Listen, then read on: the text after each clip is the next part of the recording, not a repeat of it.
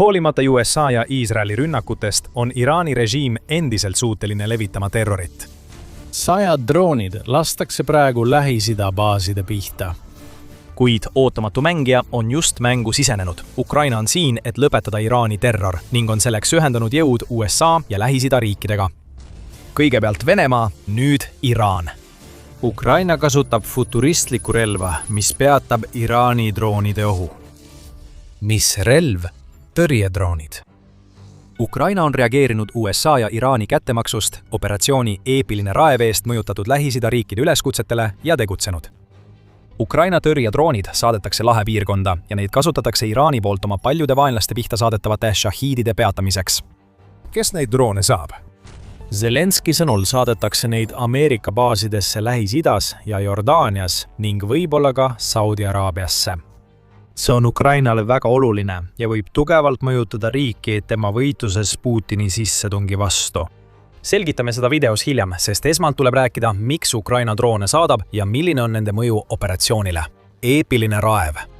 Sellele on lihtne vastata. USA palus seda. Operatsiooni alguses hukkus 6 USA sõjaväelast. Euronews teatel hukkusid nad tõenäoliselt Shahed-tüüpi drooni tõttu, mis tekitas USA juhtkonnas kohe muret. Odavad droonid ei küüni tehnoloogialt ega jõult USA tasemele, kuid see ongi probleem. Shahedid on odavad, neid saab massiliselt kasutada ja palju kahju tekitamiseks piisab vaid 1 või 2, mis õhutõrjest läbi pääsevad. Iga teele saadetud Shahedi parv sunnib USA'd nende peatamiseks kasutama palju kallimaid tõrjerakette, kuid see lahendus pole alati tõhus. Zelenski märkis, et USA kulutas operatsiooni Eepiline raev esimese 3 päevaga 800 Patriot raketti, mis on liiga suur kulu, kui USA soovib Iraaniga pikaajaliselt võidelda. Nii see palve tuligi, nagu Zelenski selgitab.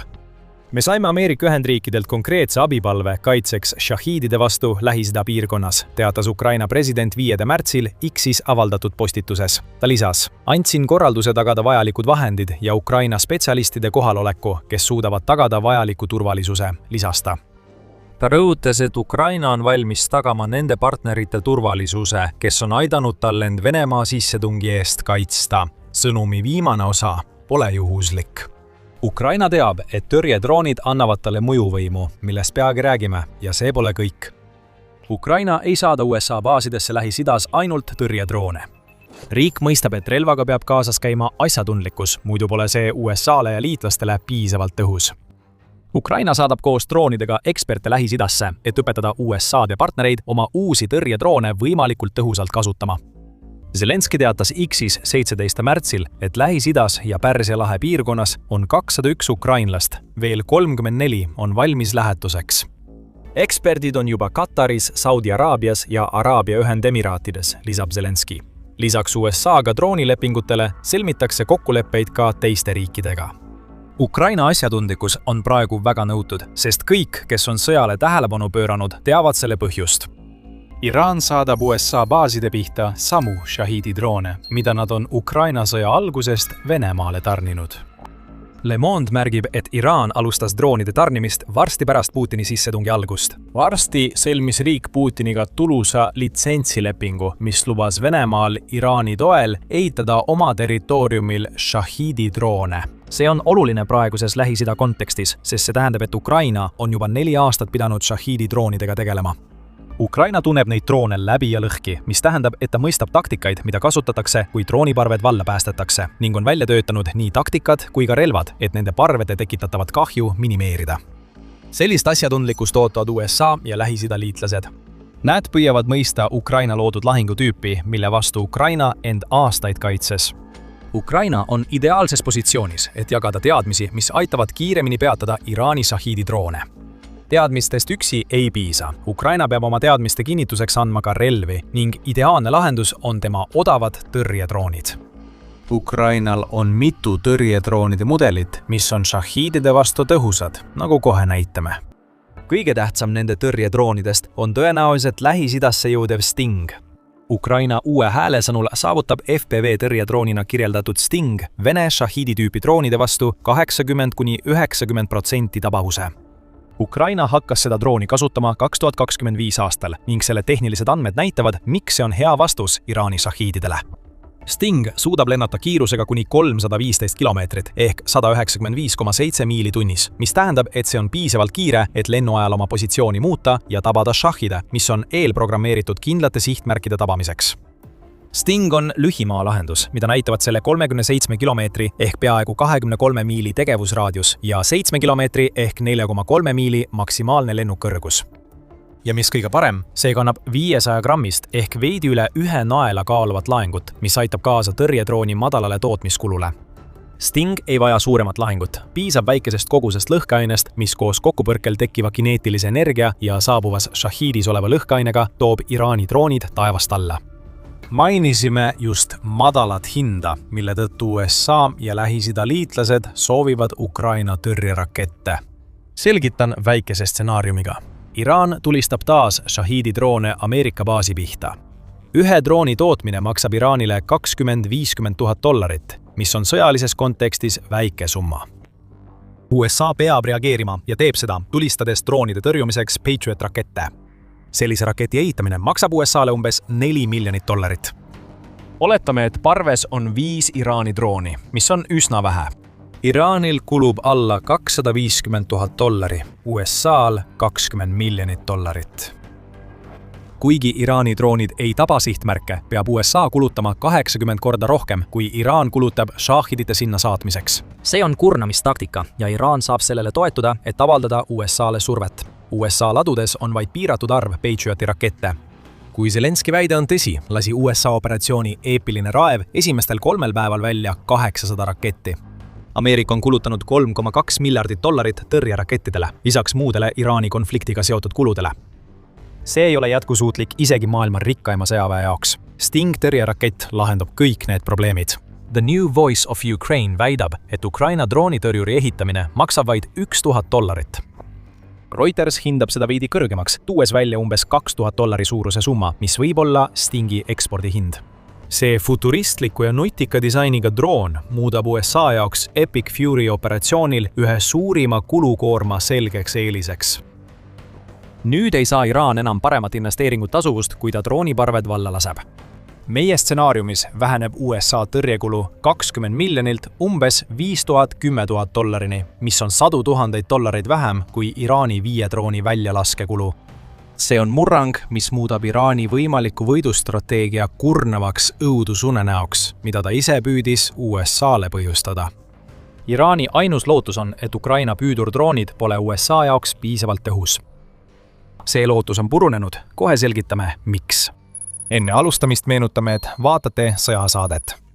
Just sellist ülevaadet otsite, tellige meie kanal, analüüsime seda igal nädalal. Iraan ei saa juhtimisest Stingi ega teiste tõrjedroonide vastu eriti midagi teha. Stingi juhitakse VR-prillidega, mis lasevad operaatoril sihtmärke reaalajas tuvastada ja jälgida. Tõrjedroonil on ka tehisintellektil põhinev juhtimissüsteem, mis võimaldab tal püsida läheneva šahhiidi kannul, hävitades selle kokkupõrke ja kaugdetonatsiooni mehhanismi abil, mis laseb tillukese laengupea vallandada täpselt õigel hetkel. See pole teoreetiline tehnoloogia, mida Ukraina USAle annab, vaid lahingutes tõestatud tehnoloogia, mida näitab ka selle 80–90% tabamismäär. United 24 meediaandmetel moodustavad Ukraina püüdurdroonid nüüd 30% kõigist riigi õhutõrje tabamustest 24. veebruari seisuga. See arv suureneb veelgi, kui Ukraina toodab rohkem odavaid droone. Iraan ei saa loota, et Ukraina Lähis-Idasse saadetavad varud lõppevad.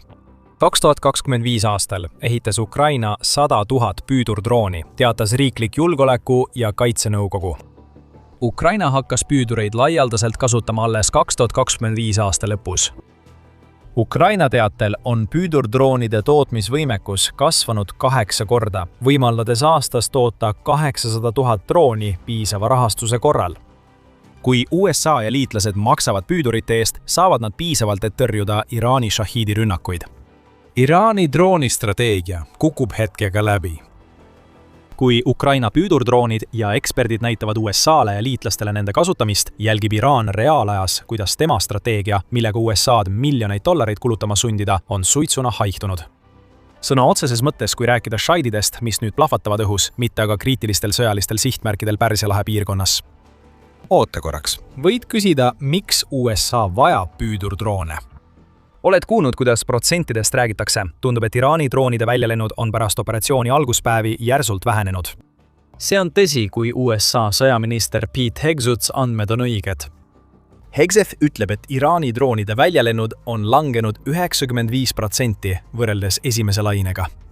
USA ja Iisraeli ühine rünnak Iraani sõjalise ja drooni infrastruktuuri vastu on sellele kaasa aidanud. 95% ei tähenda täielikku peatumist. Iraan laseb endiselt droone välja, kuid nüüd vähem ja hajusamalt. Me nägime seda 19. märtsil, kui Saudi Araabia teatas, et nende õhutõrjesüsteemid olid kinni püüdnud ja hävitanud 5 Iraani drooni, mis olid teel riigi idaossa ja pealinna Ar-Riyadi suunas. Need 5 drooni lisandusid 13 raketile ja droonile, mille Saudi Araabia oli kinni püüdnud, näidates, et Iraan püüab endiselt droone kaose külvamiseks kasutada, kuigi nende rünnakute sagedus on vähenenud. Tuleta meelde, mida ütlesime kulude kohta. Rünnaku tõrjumine 5 drooni vastu võib traditsioonilisele õhutõrjele maksta miljoneid. Miks peaks Saudi Araabia tahtma nii palju kulutada, kui ta saab šaahide alla tulistada püüdurdroonidega, mis maksavad vaid murdosa sellest summast, mida ta muidu kulutaks? See lihtsalt ei ole mõistlik rahaliselt, ükskõik kui palju Iraani droonitaristut on hävitatud. Nii kaua kui šaheedid veel lendavad, on Ukraina püüduritel väärtus. See väärtus viib meid tagasi mainitud mõjuvõimu juurde. Me mainisime selgelt Zelenski punkti Ukraina liitlaste toetamisest, mille ta kinnitas 17. märtsil, kui teatas Ukraina drooniekspertide suundumisest Lähis-Idasse. Oleme valmis tegema sarnaseid kokkuleppeid kõigi usaldusväärsete partneritega, alates droonide koostööst kuni tulevaste kaitseliitudeni. Ma ei usu, et keegi tahaks Ukraina jõudu ja võimekust julgeolekus eirata. Kes seda teeb, ole tark, ütles Zelenski. Ukraina näeb võimalust tõestada end kasulikuna just nendele riikidele, kes võiksid pakkuda rohkem toetust tema võitluses Venemaa vastu. Ukraina püüab sellest võimalusest maksimumi võtta.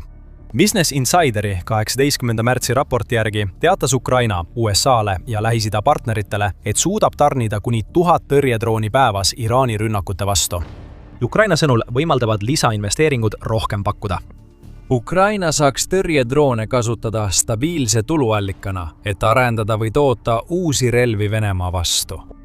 Võtame näiteks Sting-droonid. Kui eeldada, et varem mainitud $1000 on Ukraina tootmiskulu ja Reutersi mainitud $2000 on ekspordihind, 1000 drooni päevas teeb kokku $2 miljonit. Kui Ukraina suudab sõlmida lepinguid, et tarnida nii palju droone, arvestamata isegi tootmise suurendamise võimalust, siis teeniks ta oma odavate ja tõhusate püüduritega aastas $730 miljonit. Ukraina võiks valida ka teise tee. 15. märtsil teatas Reuters, et Zelenski ütles selgelt, et Ukraina ei sekku otseoperatsiooni Epic Fury. Zelenski ütles, et tähtsad on nii tehnoloogia kui rahastus. Oleme rahastust juba arutanud, kuid Zelenski on valmis vahetama Ukraina droone ja teadmisi rohkemate selliste lääne kõrgtehnoloogiliste relvade vastu, mida Ukraina on Venemaa vastases sõjas juba kasutanud. Ukrainale kuluks ära rohkem õhutõrjerakette Venemaa ballistiliste raketirünnakute tõrjumiseks. Ukraina saab sõjas vajalikke, kuid ise mittetoodetavaid asju vahetada tõrjedroonide ja teiste droonide vastu. See annab Ukrainale mõjuhoova ja tõestab, et riik, kes on 4 aastat Venemaaga võidelnud, on tõestanud tugeva mehitamata süsteemide strateegia tõhusust ning saab nüüd oma teadmistele tuginedes kindlustada enda ja kaitsetööstuse pikaajalist edu. Ukrainal on siin veel 2 võimalust. Üks Lähis-Ida riikidega ja teine USA-ga. New York Times selgitab 9. märtsi artiklis, et Ukraina annab tõrjedroonid USA-le, et koguda plusspunkte Trumpi administratsiooni silmis, kuna see püüab vahendada Ukraina ja Venemaa rahuläbirääkimisi. Ukraina ütleb Ameerika Ühendriikidele, te võite meie peale raskel ajal loota. See peab midagi tähendama, kui võrrelda Ukrainat riigiga, mis on tugevalt USA ja lääne vastu, sõltumata Putini väidetest. Venemaa andis Iraanile luureandmeid ja droonitehnoloogiat operatsiooni Eepiline raev ajal, mida Ukraina saaks kasutada, et kahjustada Putini püüdlusi mõjutada USA-d toetama Venemaad ja selle maksimalistlikke nõudmisi. Sõnum. Ukraina aitab USA-d, Venemaa püüab USA-le kahju teha. Ukraina loodab, et sõnumit kuulatakse. Lähis-Idas positsioneerib Ukraina end väga kukkide jaoks olulise partnerina, kellel poleks ilma operatsioonita Eepiline raev Ukrainaga kaitsealaseid suhteid olnud. The Arab Weekly kirjutab, et Ukraina ei müü laheriikidele üksnes relvi, vaid loob ka sõltuvussuhteid, et võita toetust uutelt partneritelt, keda Putin ei osanud oodata. Partnerlussuhted olid olemas juba enne Iraani konflikti. Saudi Araabia andis Ukrainale 2023 aastal $400 miljonit abi, Katar aitas sõja ajal taas ühendada üle 100 Ukraina ja Vene lapse nende peredega, olles vahendaja. Nüüd saab Ukraina kasutada selliste riikide puhul samu argumente nagu USA puhul, sest tal on relvad ja ta on valmis aitama. Venemaa annab Iraanile luureandmeid ja droone, mida Iraan kasutab sinu territooriumi ründamiseks. Kumb neist oleks parem partner? Muide, siin on üle 200 drooni-eksperdi, keda Ukraina saadab Pärsia lahe riikidesse, isegi samal ajal, kui ta ennast Venemaa vastu kaitseb. Ukraina ohverdused mõjutavad tugevalt Lähis-Ida riike, kes tunnevad, et on tõmmatud konflikti, mille algatajad nad pole. Iraani jaoks ei saaks uudis sellest, et Ukraina teeb Lähis-Idas koostööd USA liitlastega, tulla halvemal ajal. Droonid olid Iraani trumbiks. Sügaval okupeeritud Donetskis töötas Venemaa eliitüksus Rubicon kõvasti. Venemaa mehitamata süsteemide vägede parim Rubicon arendas ja kasutas aastaid loodud asendamatut lahendust. Nüüd on see hävitatud. Vaid ühe ööga hävitas Ukraina salajase baasi, mille olemasolust ta ei pidanudki teadma, ning kogu õhusõja käik Ukrainas on igaveseks muutunud. Viimastel päevadel pole Venemaad tabanud vaid Rubiconi rajatise kaotus, vaid ka lennukite remont on teises sügavrünnakus samuti halvatud. Rünnakust räägime hiljem videos. Esiteks oli Rubiconil väga halb päev. 18. märtsil teatas Ukraina SSO Telegrammis, et nad ründasid okupeeritud Donetskis ja purustasid Rubiconi rajatise.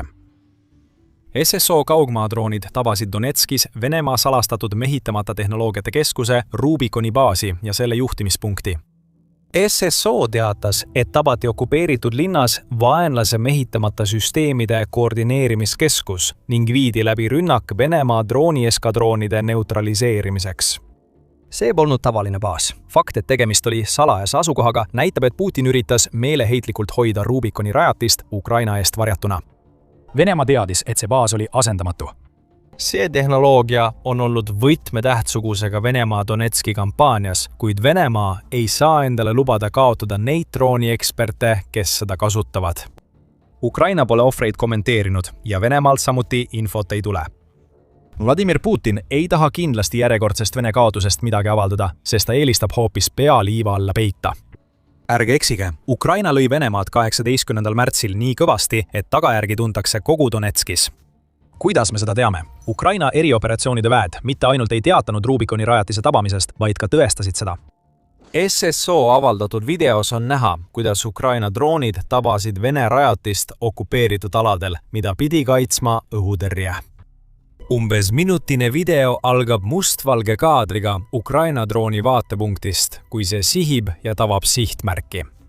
Vaatenurk muutub ja teine droon läheneb leekivas Rubiconi rajatises. SSO jätkab jõulisemalt, kui droon zoomib samasse hoonesse ja ta eelmine tabas. Ukraina tabas Rubiconi rajatist korduvalt. Kompleksi mitut hoonet tabatakse, andes ainulaadse ülevaate Rubiconi rajatise seisukorra halvenemisest ajas. Iga löögiga tulevad uued kaadrid põlevatest hoonetest, kuna Ukraina ründas kogu Venemaa Donetski droonioperatsiooni närvikeskust.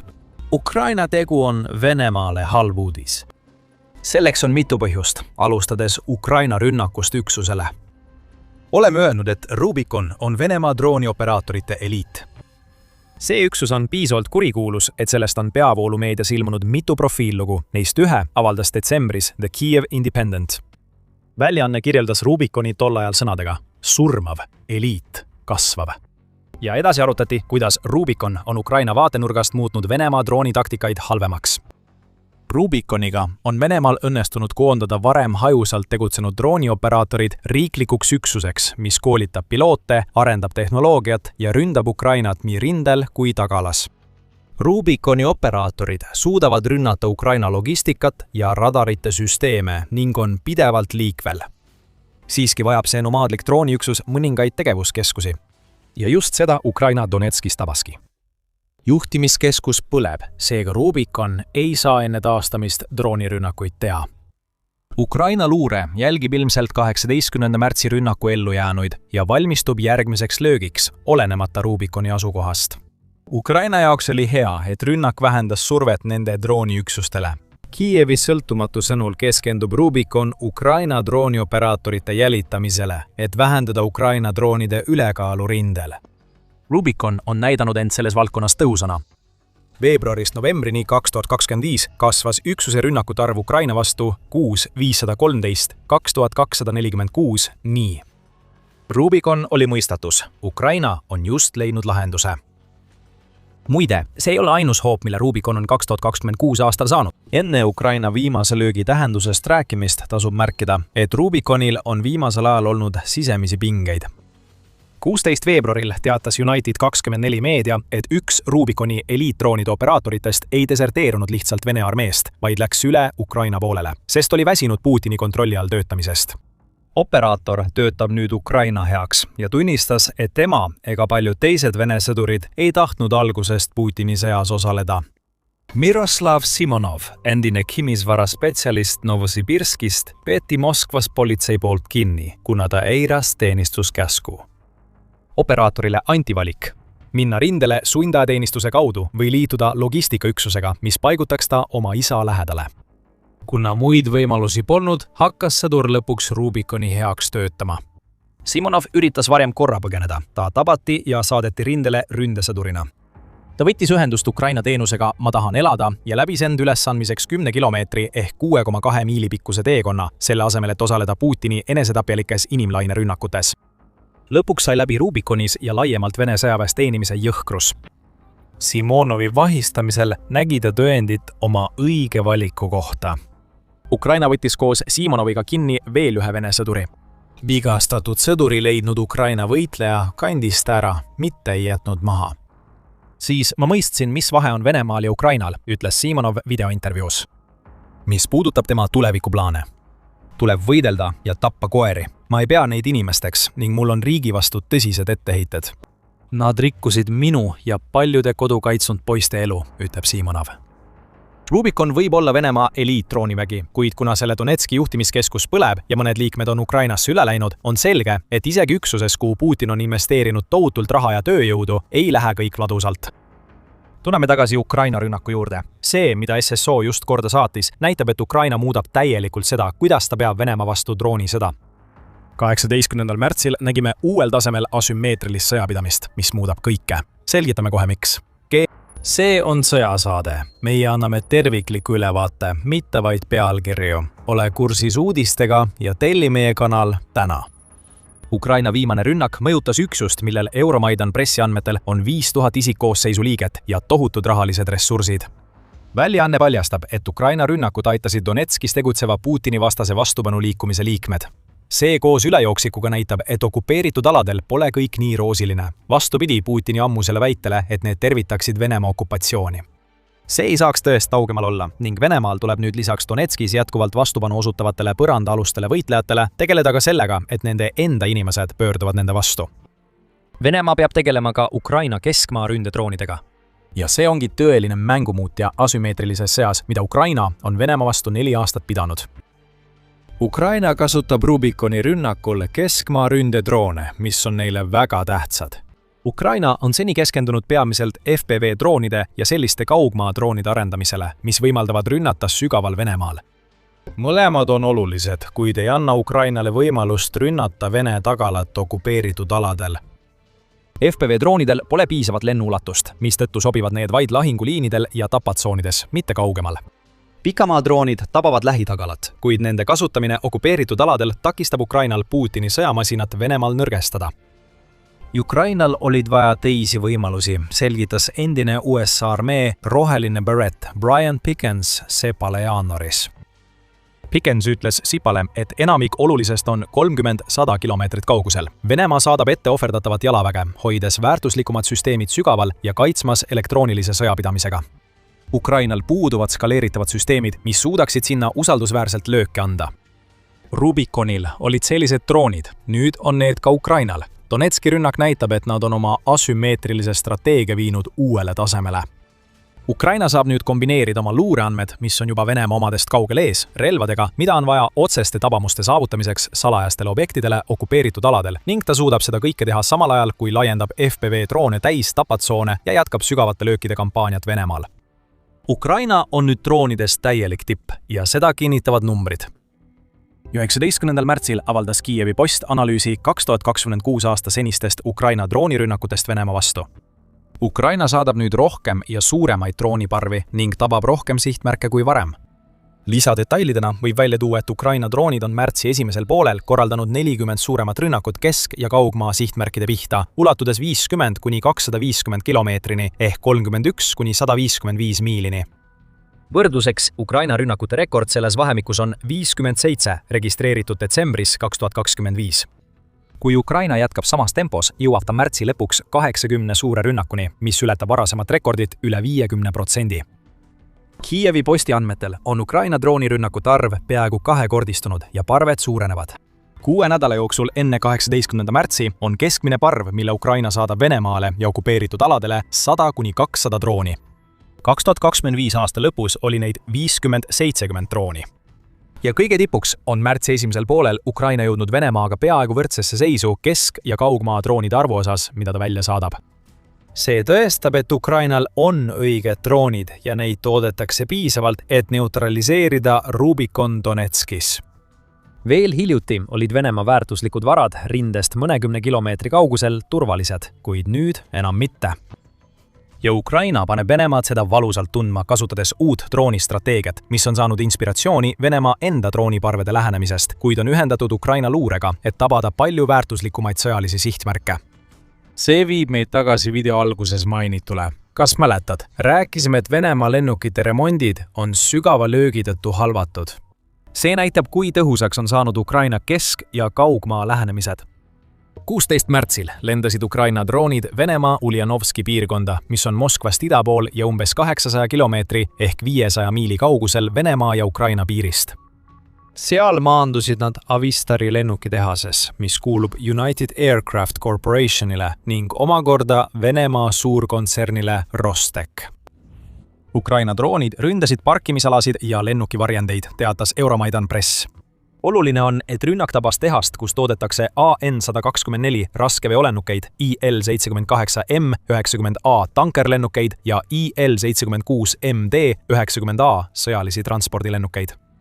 See tähendab, et ühe rünnakuga hävitati Vene kauba, personali ja tankerlennukid. Oota, kas me ütlesime ühe? Me mõtlesime tegelikult 2.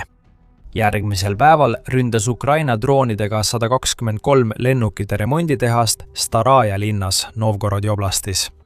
Seekord kasutas Ukraina relvajõudude peastaab Telegrami, et rünnakust teada anda, jagades ka pilti, mis näitab, et Ukraina kaugmaadroonid tabasid taas sihtmärki.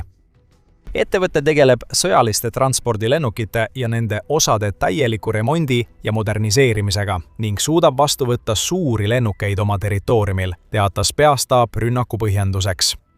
Angaris hooldatakse mitut Vene lennukit, sealhulgas IL-76 MD-90A ja L-4010, mis on kerge transpordilennuk ning täidab sageli abifunktsiooni Vene õhuoperatsioonides.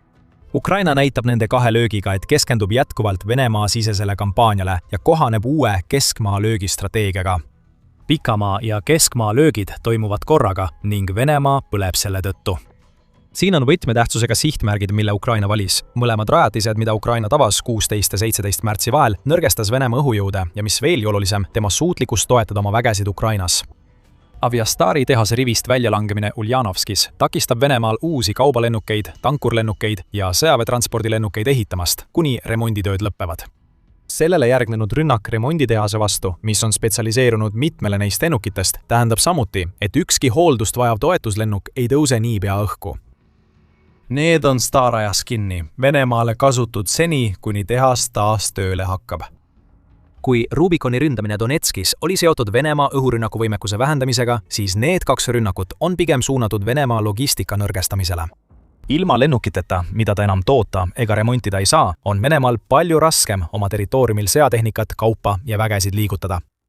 Viivitused ja tarneahela probleemid tekivad. Sõduride kaup, mis pidid Venemaa rongidega Ukrainasse jõudma, ei jõua õigeks ajaks sihtkohta. Kõik see tähendab, et Vene rünnakud rindel nõrgenevad, tuues Putini ridadesse rohkem kaotusi. Kui Vene kaotused on 4 aastaga jõudnud 1,29 miljonini, on viimane asi, mida Putin vajab, veel rohkem hukkunuid. Ta saadab juurde sõdureid, kuid iga langenud või haavatud asemel tuleb keegi, kes pole korralikult välja õpetatud ega valmis Putini algatatud sõja õuduseks. Vene õhujõududel on Ukrainas olnud rasked ajad. Rubikooni-sugused üksused on kasvanud suureks ja tähtsaks, kuna Venemaa pole suutnud oma õhuülekaalu Ukrainas ära kasutada. Ukraina rahandusministeeriumi andmetel on Venemaa sõjas Ukraina vastu kaotanud 435 lennukit ja 349 helikopterit, kokku umbes 8,5 miljardi dollari väärtuses õhutehnikat. Venemaa peab lennukid Ukrainast kaugemale viima ja kasutab neid sealt rakettide ja liugpommide tulistamiseks. Ukraina rünnakud nendele 2 lennukitehasele muudavad seda, mida Venemaa saab pidada ohutuks kauguseks. Kui Ukraina teab Vene õhuväe asukohta, võib ta sellele rünnata. Sügavad löögid on tõsine oht, mida Venemaa koges lennukitehaste põlengute kaudu. Venemaa olukord halveneb veelgi. On põhjus, miks Ukraina sihib Venemaa lennukite tootmise remonditehaseid, mitte ainult selleks, et aeglustada Vene vägesid rindel. Kuni 2025 aasta lõpuni toimunud juhtumid näitavad Venemaa sõjalennundussektori allakäiku. 2025 aasta detsembris kukkus AN-22 lennuk alla Venemaa Ivanovo piirkonnas. Samal ajal hukkusid ka Su-34 või Su-35 hävituslennuki piloodid, vahendab New Voice of Ukraine. 2 Venemaa pilooti hukkusid pärast katapuldistme riket, kui nende hävitaja oli turvaliselt angaaris. Sellised juhtumid näitavad, et Venemaal on raskusi sõjalennukite hooldamisega, kuna sanktsioonid takistavad oluliste komponentide ostu. See heidab uut valgust Ukraina märtsi 16. ja 17. toimunud 2 rünnakule. Põlema lähevad ka muud kui tehased. Tõenäoliselt on ka Venemaa lennukeid õhus hoidma pidanud olulised komponendid samuti tulle jäänud. Pavlo Naroznõi, kes on mittetulundusühingu Reactive Mail asutaja, selgitab Venemaa probleemi väljaandele New Voice of Ukraine, öeldes: Vene lennundus on allakäiguteel, see pole mingi saladus. Isegi Vene propagandistid on seda tunnistanud. Kui Vene lennuk hävitati drooni poolt, ütles üks propagandist: see polnud tähtis lennuk, tahtsime selle niikuinii varuosadeks lammutada. Lennukite lammutamine varuosadeks tähendab, et Venemaal pole vajalikke osi saadaval. Nad kannibaliseerivad omaenda lennukeid. Ukraina teab seda ja kasutab seda ära. Donetskis võis see tabada Venemaa jaoks midagi asendamatut, kuid sama juhtus ka Uljanovskis ja Starajas. Lennukite komponendid on Venemaal haruldased, seega nende kaotus on järjekordne löök Venemaa õhujõududele, mis sanktsioonide raskuse all lagunevad. Rubikon on purustatud ja Venemaa sõjalennuvägi sai tugeva löögi, kuid Ukraina jätkas tegutsemist. Ukraina on viimased 4 aastat tõestanud üht asja. Vajadus on kõige võimsam sõjalise innovatsiooni mootor maa peal. Riik on pidevalt leidnud viise, kuidas endast suuremaid vastaseid üle mängida, kasutades näiteks ümbertehtud mopeedimootoreid pikamaa ründedroonides ja täispuhutavaid peibutisi Vene sihtimissüsteemide petmiseks. Kuid 2026 aasta veebruari lõpus lisas Kiievis asuv Ukraina erakaitseettevõte Firepoint midagi, mis võib selle sõjakäiku täielikult muuta ja purustada Venemaa rindejooned – FP7. See pole tavaline, vaid kodumaal toodetud lühimaa ballistiline rakett, millel on suuremad tagajärjed, kui esialgu tundub.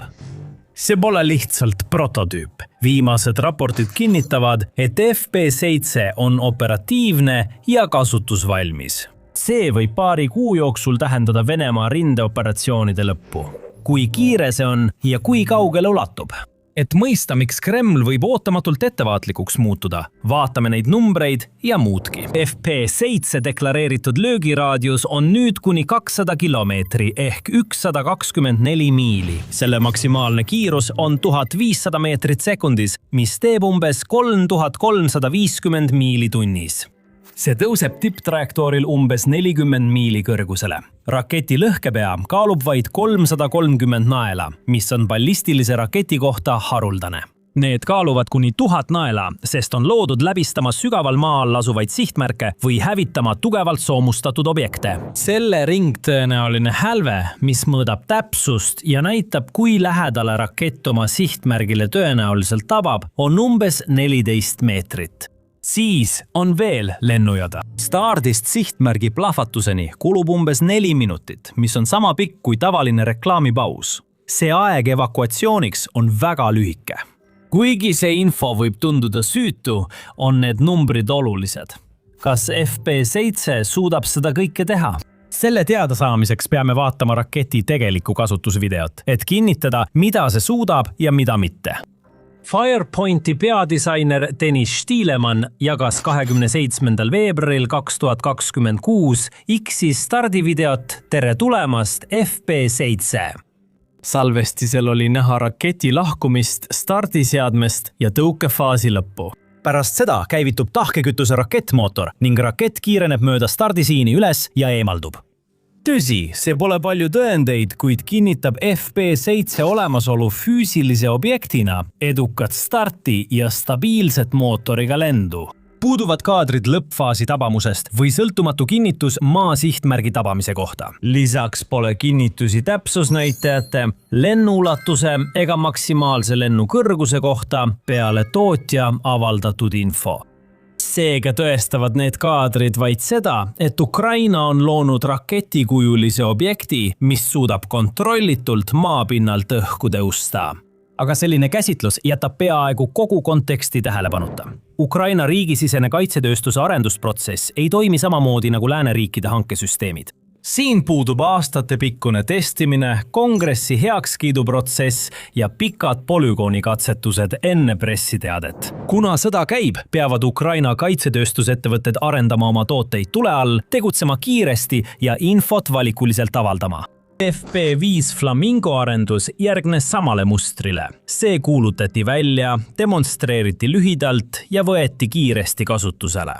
Tegelikult sai avalikkus selle lahingukasutusest teada peamiselt Ukraina presidendi Volodõmõr Zelenski enda avalduse kaudu pärast sündmust. FP7 stardivideo avaldamine viitab, et arendusprogramm on juba palju kaugemale jõudnud, kui video näitab. Ukraina näidatu pole kindlasti prototüüp esimesel testil. Tõenäolisemalt on see teade täielikust võimekusest ja kõikide märkide järgi võib see olla ka sihilikult loodud. See näitab vaid stardijärjestust ja on piisavalt tsenseeritud, et Vene meedia saaks õige sõnumi. On veel üks oht, millest nende taktikanõustajad peavad teadlikud olema.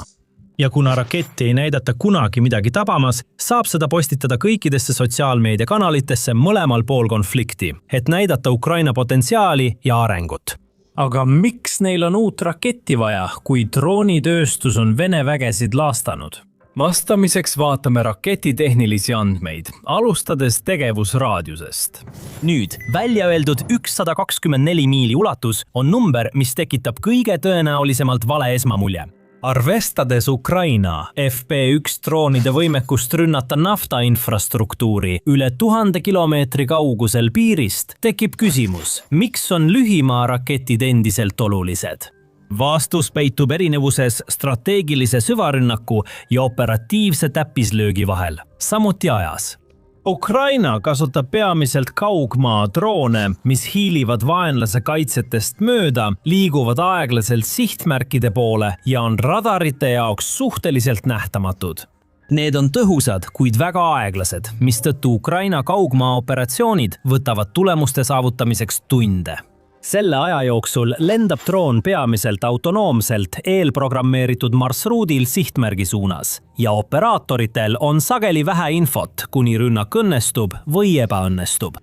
FP1 võib Venemaal asuva rafineerimistehase poole lennates olla õhus kogu päeva. See sobib teatud missioonideks, nagu statsionaarse infrastruktuuri hävitamine, tootmisrajatiste kahjustamine ja kaugete varustusladude ründamine. Need sihtmärgid ei liigu, seega saab drooni aeglast lähenemist arvestada. Lahinguväljal loeb aeg. Vene soomuskolonn ei oota drooni saabumist rünnakuga alustamiseks. Hoonesse rajatud käsukeskus, mis asub 50 miili rindejoonest tagapool, võib olla tundide kaupa mehitatud ja siis äkitselt tühjaks jääda. Venemaa õhutõrjesüsteemid, mis on suurim takistus õhurünnakutele, on varustatud sadade miilide kaugusele igas suunas ulatuvate sensoritega ja neid saab veoautodel ümber paigutada, et vältida avastamist. Neid mobiilseid või poolmobiilseid sihtmärke saab tabada ka traditsiooniliste kaugmaadroonidega. Relva, mille lennuaeg on vaid 4 minutit, on peaaegu võimatu vältida, kui see jõuab lennukaare tippu. Näiteks illustreerib seda järgmine hüpoteetiline stsenaarium. Ukraina luureteatel saab Vene logistikabaas 80 miili kaugusel kontaktjoonest suure laskemoona saadetise ning sõidukid peaksid selle järgmiste tundide jooksul rindeüksustele laiali vedama. nii kaugelt saadetud droonil kulub kohale jõudmiseks vähemalt 90 minutit, kui tuuled on soodsad ja vastumeetmeid pole. HIMARS-i juhitav laskemoon ei ulatu 80 miilini. Storm Shadow tiibrakett võib jõuda sihtmärgini, kuid neid on liitlastel piiratud ja kasutamiseks on vaja Suurbritannia poliitilist luba, mis võib tekitada viivitusi, kui luureteenistused peavad sihtmärgi heaks kiitma. Nüüd lisame segusse FP7 varjatud positsioonilt. Lastud FP7 läbib 80 miili umbes 3 minutiga. Põgeneda ega peitu pugeda pole aega. Kuid lisaks taktikalisele rakendusele on olemas ka poliitiline mõõde, mis on sama oluline.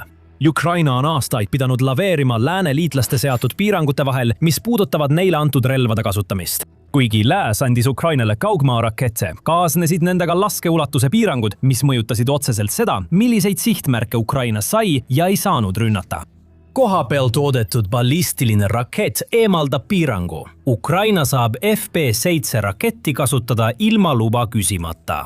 See iseseisvus annab Ukrainale olukorras, kus sihtmärkide kinnitamise ajakavad mõjutavad operatsiooni edukust suurema kontrolli lahinguvälja üle. FP7 muudab Vene õhutõrje jaoks ohtu eelkõige seetõttu, et ballistilised raketid ja tiibraketid lendavad tegelikult erinevalt. Ukraina on muutunud väga tõhusaks tiibrakettide ja droonidega. Venemaa on 3 aastat oma õhutõrjesüsteemi selle ohuga kohandanud. Ukraina peamine rünnakuprofiil hõlmab relvi, mis lendavad madalal kõrgusel, liueldes maapinna lähedal, kus radar ei ulatu hästi või jääb samade maastikuobjektide taha, mis ümbritsevad droone. FP1 droon tegutseb samal viisil ning seda teevad ka tiibraketid nagu Storm Shadow. Kogu Venemaa kihiline õhutõrjesüsteem keskendub madalal kõrgusel ja allheli või üleminekuheli kiirusel saabuvate ohtude tuvastamisele ja tõrjumisele. Ballistilised relvad nagu ATACMS liiguvad kõrgel ja sööstavad sihtmärkide poole üleheli kiirusel, pakkudes teistsugust tõrjeväljakutset. Ballistiline rakett toimib täpselt vastupidi sellele, mille vastu need süsteemid on mõeldud. Pärast starti tõuseb FP7 järsult üle 40 miili kõrgusele, kus atmosfäär on nii hõre, et aerodünaamiline tõrje muutub väga raskeks. Seejärel laskub see sihtmärgi poole järsus kaares, kiirendades gravitatsiooni tõttu ja saavutades lõpus peaaegu Mach 4,5. Isegi Venemaa enim kasutatav lühimaa õhutõrjesüsteem Pantsir S1 ei suuda tõenäoliselt seda tuvastada ega raketti välja lasta. Pantseri raketid on mõeldud tabama sihtmärke, mis lendavad kuni Mach 3, kui tabamisgeomeetria on ideaalne. Mach 4,5 juures kestab tabamisaken järsul laskumisel vaid sekundeid. S-400 Venemaa kõige võimekam kaugmaa õhutõrjesüsteem on teoreetiliselt võimeline tabama ballistilisi sihtmärke. Selleks on vaja varajast avastamist, täpseid sihtmärke puudutavaid andmeid ja segamatut lahingukeskkonda. See tähendab, et S-400 süsteemid peaksid tuvastama FP7 tegeliku stardi ja hankima andmed võimaliku sihtkoha kindlaks määramiseks, et saata tõrjerakett, mitte ootama, kuni rakett naaseb alumisse atmosfääri. Ja Venemaal on selles pakutud kaitseskeemis veel üks probleem. Venemaa ei saa endale lubada, et S-400 süsteemid oleksid täielikult keskendunud ainult ballistilistele ohtudele. Ukraina on alates 2022 aastast korraldanud pidevat drooni- ja tiibraketi kampaaniat. Need samad süsteemid peavad pidevalt reageerima madalal lendavatele ohtudele, sest S-400-l on kõige arenenum radarituvastussüsteem, mis juhib ka muid kaitsemeetmeid. Kujutage ette kampaaniat, kus Ukraina kasutab uusi ballistilisi rakette koos edukate relvade, näiteks droonide või tiibrakettidega. Venemaal tuleb kiiresti otsustada, milliseid sihtmärke eelistada, kuid see on peaaegu võimatu kindlalt välja arvutada, kui aega on vaid mõni minut. Kui soovite rohkem teada Venemaa probleemidest S-400-ga ja sellest, kuidas Ukraina on nende väidetavalt kõige põhjalikumad kaitsesüsteemid kiiresti kahjutuks teinud, siis kindlasti tellige see sõjasaade. Tuume teile uusimad arengud igapäevaste videotena. Stardisüsteem on samuti oluline disaini osa ning pälvinud tähelepanu ja varajast kajastust tänu kiirele positsiooni vahetamisele ja tulistamise võimele.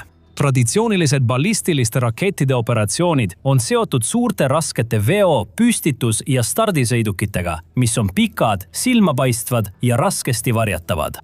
Võtame näiteks Vene Iskanderi süsteemi, mida Ukraina on kogu sõja vältel püüdnud sihtida ja hävitada, kuna see on põhjustanud suurt kahju Ukraina linnadele ja taristule.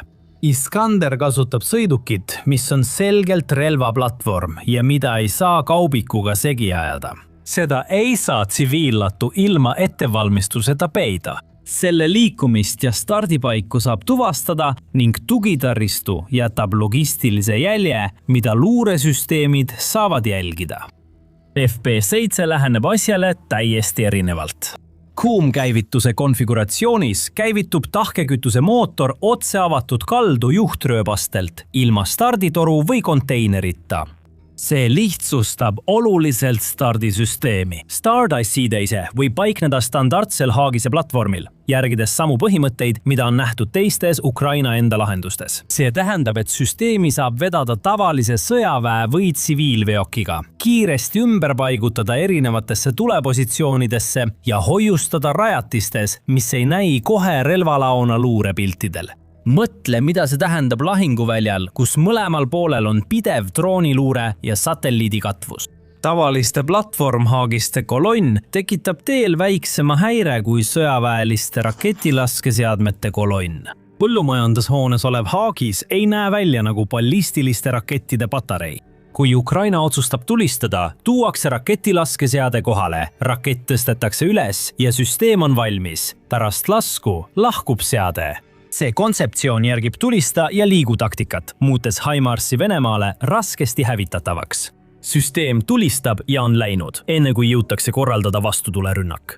Ukraina on aastaid täiustanud samu mehhanisme ja kulutanud tuhandeid tunde lääne suurtükiväe ja kaugmaa relvalahenduste testimisele, näitamaks, et tulista ja unusta on õige tee. FP7 raketiheitja on oletatavasti algusest peale loodud just selle stsenaariumi jaoks, mistõttu on veel üks mõju, mida tasub mainida. Kuna raketiheitja on lihtne ja väike, saab Ukraina neid korraga rohkem kasutada. Traditsiooniline ballistiliste rakettide patarei nõuab suurt tugitaristut, erimeeskondi ja suurt logistilist koormust. Haagisele paigaldatud, tahkekütuse mootori ja lihtsustatud stardisiiniga süsteem vajab palju vähem. See tähendab rohkem võimalikke stardipunkte, mis on laiali suuremal alal, muutes kogu süsteemi raskemini sihitavaks ja hävitatavaks Venemaa vastusuurtükitule ja õhutõkestusmeetmete tingimustes. Suhteliselt väike lõhkepea viitab veel kord sellele, milliseid sihtmärke FP7 on mõeldud hävitama. Et seda välja selgitada, tuleb seda võrrelda teiste stardisüsteemidega. Näiteks Hellfire'i rakett, täpne õhk-maa-relv, on olnud lääne lähitoetuse selgrooks aastakümneid. Sellel on umbes 20-naelane laeng. See on mõeldud üksikute sõidukite, kindlustatud positsioonide või kergete ehitiste hävitamiseks. Teisel spektri otsal on Storm Shadow T-rakett, mille laengus on umbes 990 naela lõhkeainet. See on spetsiaalselt loodud, tugevdatud, kindlustatud rajatiste, nagu maa-alused punkrid, tugevalt kindlustatud juhtimiskeskused ja sügavale maa alla peidetud infrastruktuuri hävitamiseks. FP7 asub kuskil keskel ja see pole juhuslik. Umbes 14 meetri suurune hajuvus viitab sellele, et rakett on mõeldud pigem rajatiste kui ühe väikese sihtmärgi hävitamiseks. See rakett on oma kaaluklassis tõenäoliselt enam kui piisav radaripaigaldise neutraliseerimiseks või maapealse posti või laskemoonalao hävitamiseks. See võib kokku varistada silla osa või muuta raudteesõlme kasutuskõlbmatuks, tehes logistikast õudusunenäo. FP7 ilmselt ei suuda sihtida sügavale maa alla peidetud kindlustatud rajatisi. Venemaal pole olnud aega ega infrastruktuuri, et luua komandopunkte või kaitserajatisi Ukraina ümber. Kui neid pole veel Storm Shadow või sarnaste lõhkepeadega sihikule võetud, siis ilmselt neid pole olemas või on nad sõjas ebaolulised. Teine oluline erinevus on raketiarenduses. Kuigi FP7 võib pidada keskmiseks variandiks, pole Firepoint veel valmis. Nad ehitavad suuremat sõsarmudelit, mis võib saada Ukraina kaugmaarelvade tõeliseks staariks, FP9. Pikamaa poolel annavad sellised relvasüsteemid nagu FP1 ründedroon ja FP5 Flamingo Ukrainale võime lüüa sügavale vaenlase tagalasse. FP7 lisab sellesse arsenali uue tasandi, andes Ukrainale keskmaa ballistiliste relvade võimekuse umbes 120 miili ulatusega. FP9 kuulub täiesti teise kategooriasse. Prognoositav ulatus on üle 530 miili ja lõhkepea kaalub üle 1700 naela. Firepoint plaanib relva testimist alustada 2026 aasta varasuvel, mis on järgmine samm süsteemi kasutuselevõtuks. Kui need numbrid realiseeruvad, oleks FP9 Ukraina ajaloos esimene kodumaal toodetud ballistiline rakett tõelise strateegilise löögivõimega. Stardipositsioon Kesk- või Ida-Ukrainas tooks Moskva teoreetiliselt laskeulatusse. Stardipositsioon praegusest kontaktvööndist Ida-Ukrainas võimaldaks sihtida kõiki Vene sõjaväebaase, logistikasõlmi ja tööstusrajatisi okupeeritud aladel ning olulist osa Lõuna-Venemaast. Nagu näete, toimib FP7 sisuliselt ilmeka näitena sellest, mida kodumaine tootmine ja disain suudavad saavutada. Varasemad lahendused aitasid Firepointi integreerida Ukraina peamistesse kaitsesüsteemidesse. FP7 võib asendada elutähtsad ja piiratud koguses läänest hangitud raketid odavamate ja lihtsamini hooldatavate alternatiividega. Ukraina on arenenud ballistiliste võimete puudumisest oma rakettide arendamiseni, mis tabavad sihtmärke sügaval Venemaal. Tippklassi raketivalik võimaldab Ukrainal survestada rohkem sihtmärke ja kurnata Venemaa kaitsesüsteeme. Enamiku sõja jooksul on Venemaa lootnud oma ühele peamisele eelisele. Tal oli ülekaal nii vägede kui ka sõjatehnika osas. Venemaa sai samuti pommitada Ukrainat suurtükitulega ning tänu suuremale laskemoona tootmisele. Pärast seda sai Venemaa kasutada Hiina poolt tarnitud droone, elektroonilist signaalide segamist ja mõningaid kõige arenenumaid radarite süsteeme, et tõrjuda lühimaa droone. Nüüd, kui Ukrainal on omamaiseid ballistilisi rakette, mis suudavad järk-järgult Vene kaitsesüsteeme lõhkuda, liigub iga arenguga eelis aina Ukraina kasuks.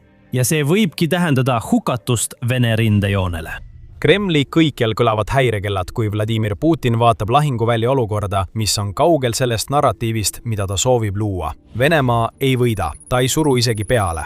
Ukraina on niivõrd geniaalse läbimurde lävel, et isegi USA vaatab seda imetlusega. Ukraina lõikab ja tükeldab end läbi rindejoone, kasutades droone, tehnoloogilist geniaalsust ja seda, kuidas Venemaa ise oma sõdureid hävitab.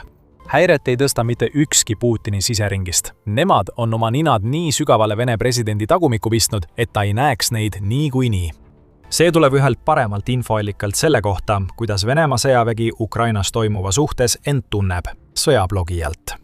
Vene sõjablogija Jemen Sedulajev edastas 13. märtsil Telegramis tõsise hoiatuse Kremlile ja Venemaale. Paljud sõjaväelased arvavad, et vaenlane valmistub kordama 2022 aasta sügise suuri territooriumi kaotusi. Seekord võib kaotus olla suurem, hoiatas Sadulajev, lisades, et Ukraina läbimurre Venemaa vastu pole välistatud. Vasturünnakuid tehakse kogu rindejoonel, ütleb sõjablogija. Ukraina suurim oht Venemaale tuleneb tema sõja algusest saadud eelisest. Ukraina kasutab tehnoloogiat Venemaast paremini, luues hiiglaslikke surmatsoone, mis on täis uue põlvkonna uuenduslikke droone ja mis laastavad Putini vägesid. Droonidest räägime peagi pikemalt, kuid Sadulajevi sõnul ei suuda Venemaa Ukraina korduvale taktika kasutamisele midagi vastu panna. Vaenlane isoleerib rindeliine ja lahinguala. Logistika puudub. Varustuse toomine, haavatute evakueerimine ja roteerimine on eluohtlikud. Paljudes piirkondades algavad pärast isoleerimist droonirünnakud, millele järgneb vasturünnak. Vaenlane vallutab positsioonid tagasi, teatab sõjablogija. See tähendab, et Ukraina nutikas strateegia võimaldab neil Venemaa isoleeritud väed ära lõigata vajalikust toetusest. Rääkimata lõputute rünnakute jätkamisest, mida Putin nõuab. Ukraina tapalõksu strateegia töötab hullumeelselt hästi. Ja see peatab Venemaa väed nende teel, samal ajal kui loob aluse märkimisväärsetele edusammudele, mida Ukraina juba saavutab ja plaanib tulevikus saavutada. Oleme varem Ukraina tapalõksudest palju rääkinud. Need alad on droonide ja muude kindlustustega, ulatudes tihti lahinguliinidest kaugemale ning hävitades Vene sõdureid enne, kui nad sihtmärkideni jõuavad. The Telegraphi sõnul sündis tapalõksude strateegia nii vajadusest kui ka sõjalisest leidlikkusest ning nüüdseks on need ühendatud. Ukraina teab, et ei suuda Venemaaga meeste arvus võistelda. Nende lahendus on olnud luua see, mida Sõjauuringute Instituut nimetab droonide kaitsemüüriks, mis on loodud selleks, et vähendada Vene elavjõu ülekaalu nii palju, et see ei oleks enam nii määrav, nagu see peaks olema. Tapitsoonid on võtmetähtsusega Putini käsilaste tõkestamisel, kuna Ukraina ulatuslikud droonitootmise mehhanismid on võimaldanud neil neid ohtlikke tsoone mõnes rindelõigus kuni 3 korda algsest suuremaks laiendada. Wes O'Donnell tõi selle samuti esile 16 märtsi artiklis, kus ta selgitas, et tapitsoonid, mis ulatusid juba muljetavaldavad 50 kilomeetrit rindejoonest tahapoole, on vaid mõne nädalaga kasvanud kuni 150 kilomeetri sügavuseks. Selle mõju on väga lihtne. See takistab Venemaa vägede edenemist, mis on juba oluline. Kui vaadata seda Venemaa 2025 aasta infiltreerumisstrateegia kontekstis, saab sellest Vene lähenemise tõeline tapja. Eelmisel aastal hakkas Venemaa Ukraina territooriumile hiilima väikeste üksustega, sageli vaid 2–5 sõduriga. Mõte oli selles, et need infiltreerujad varjuksid kuskil turvalises kohas ja jääksid varutoetust ootama, mis saaks liikuda läbi Ukraina kaitses tekkinud lünga, mida nad ära kasutasid. See töötas mõnda aega. Nüüd, kui Ukraina laieneb, peab varutoetus läbima rohkem miile läbi tapatsoonide, et infiltreerujateni jõuda. Suurem osa varutoetusest hukkub enne, kui nad üldse lähedale jõuavad ja infiltreerujad jäävad toetuseta lõksu, oodates mitte neid sõdureid, kes pidid neid aitama, vaid Ukraina otsingu- ja hävitusüksusi, kes on pidevalt jahtimas. See strateegia on Ukrainale elavjõu säilitamisel oluline, kinnitas üks anonüümne Ukraina sõdur The Telegraphile. Droonid jälgivad ja ründavad pidevalt. See aeglustab neid, rikub rütmi ja võimaldab meil lahinguvälja kontrollida ilma mehi surma saatmata, selgitas sõdur. Venemaa jaoks toob see strateegia esile raskused, millest Sadžilajev hoiatas. Venemaa logistika variseb rindeliinide taga. Varem turvaliseks peetud territooriumid muudetakse nüüd Ukraina tapatsoonideks, mis loob eeldused Ukraina edasitungiks, millest räägime videos hiljem. Venemaal pole vaja muretseda vaid FPV droonide pärast. Ukraina on välja töötanud ka uue keskmaa ründedroonide seeria, mis on võtmetähtsusega nende tapatsoonide laiendamisel, mida Ukraina loob ja kuhu nad seejärel tungivad. Uued droonid võimaldavad Ukrainal tabada olulisi Vene sõjalisi objekte okupeeritud aladel, nagu laskemoonalaod, juhtimiskeskused ja droonioperaatorite peakorterid. Mida rohkem Ukraina seda ajutist infrastruktuuri hävitab, seda nõrgemaks muutub Venemaa tagala ja seda haavatavamaks muutuvad Putini väed rindel Ukraina edasitungi ees. Nii luuakse läbimurdealused. Venemaad nõrgestatakse järk-järgult ja vallutatakse tagasi suuri alasid, kuid sellist strateegiat on raske ellu viia. Oleme juba andnud ühe vihje selle kohta, kuidas Ukraina seda teeb, mainides keskmaa ründedroone. Aga see on vaid üks näide drooni innovatsioonist, mis toimub igal rindel ja võimaldab Ukrainal Vene sõdureid isoleerida ning oma pealetunge okupeeritud aladele lõpule viia. Sadžilajev kirjutab Telegrammis. Olukord rindel on kriitiline. Vaenlane domineerib taas madalates õhukihtides. Nende droonide arv on kasvanud ja nende kvaliteet on taas muutunud. Sõjablogija märgib, paljud droonid kasutavad fiiberoptilisi kaableid. Raadiodroonid on vahetanud sagedusi, kasutatakse emadroone JEM. Meie elektrooniline sõjapidamine ja droonidetektorid ei tööta. Vaenlane lennutab mitmesajaseid drooniparvi ja kasutab tehisintellekti. Siin on palju, mida lahti mõtestada, eriti kui rääkida Ukraina kasvavast tehisintellekti kasutamisest. See üksi võib kõike muuta. Enne teemasse süvenemist meenutan, et vaatate sõjasaadet. Tellige kanal, et näha uusi videoid. Mil blogija sõnul saadetakse tapatsoonidesse tehisintellekti juhitud parvi, mitte inimoperaatorite juhitud. Kui Ukrainal on need parved, hoitakse seda ametlikult saladuses. YouTube Ukraina tehnoloogiaarendusest pärinevad 2025. aasta septembrist, kui Wall Street Journal teatas Ukraina tööst selle võimekuse nimel. Tänapäeval paistab, et tehisintellektil põhinevad surmatoovad parved muutuvad sõjast tõeliseks teguriks. Atlantic Council pakub täiendavat ülevaadet, arutledes selle üle, kuidas need drooniparved erinevad kõigest sellest, millega Venemaa on varem kokku puutunud. Venemaa elektroonilise sõjapidamise tehnoloogia peatas varem drooniparved koha peal. Kõik, mida vaja oli katkestada ühendus, mis sidus need parved pilveinfrastruktuuriga, mis oli nende sihtmärgil hoidmise võti, ning parv kaotas suure osa oma võimsusest. Droonid lendavad kursilt kõrvale ja kukuvad maha, mis teeb Venemaal palju lihtsamaks tegeleda nende väheste mehitamata õhusõidukitega, mis suutsid EV-rünnakust läbi murda. Kõik see muutub nüüd, kui tehisintellekt on mängus. Ühendused pilvega saab endiselt katkestada, kuid see ei muuda midagi. Autonoomsed droonid ei vaja seda ühendust. Niil on algoritmiline sihtimine, mis võimaldab kohandada trajektoori vastavalt maapinnal nähtule. Masiinõpe aitab droonidel õppida ja kohaneda Venemaa vastumeetmetega, suurendades eduka rünnaku tõenäosust. Sadžilajev peab silmas tehisintellektiga drooniparvi, mis tunduvad elektroonilisele sõjapidamisele immuunsed, kuid tegelikult nad seda ei ole. Nad on lihtsalt targemad kui kunagi varem ja suudavad sihtmärgini jõuda isegi siis, kui nende ühendus pilvega on katkenud. Ukraina toetub üha enam sellele tehnoloogilisele eelisele Venemaa ees, mis võib olla läbimurde võtmetegur, mida Venemaa sõjablogijad ootavad. Esiteks mängib Ukraina väga aktiivset rolli tehisintellekti väljaõpetamisel, mida nende drooniparved kasutavad.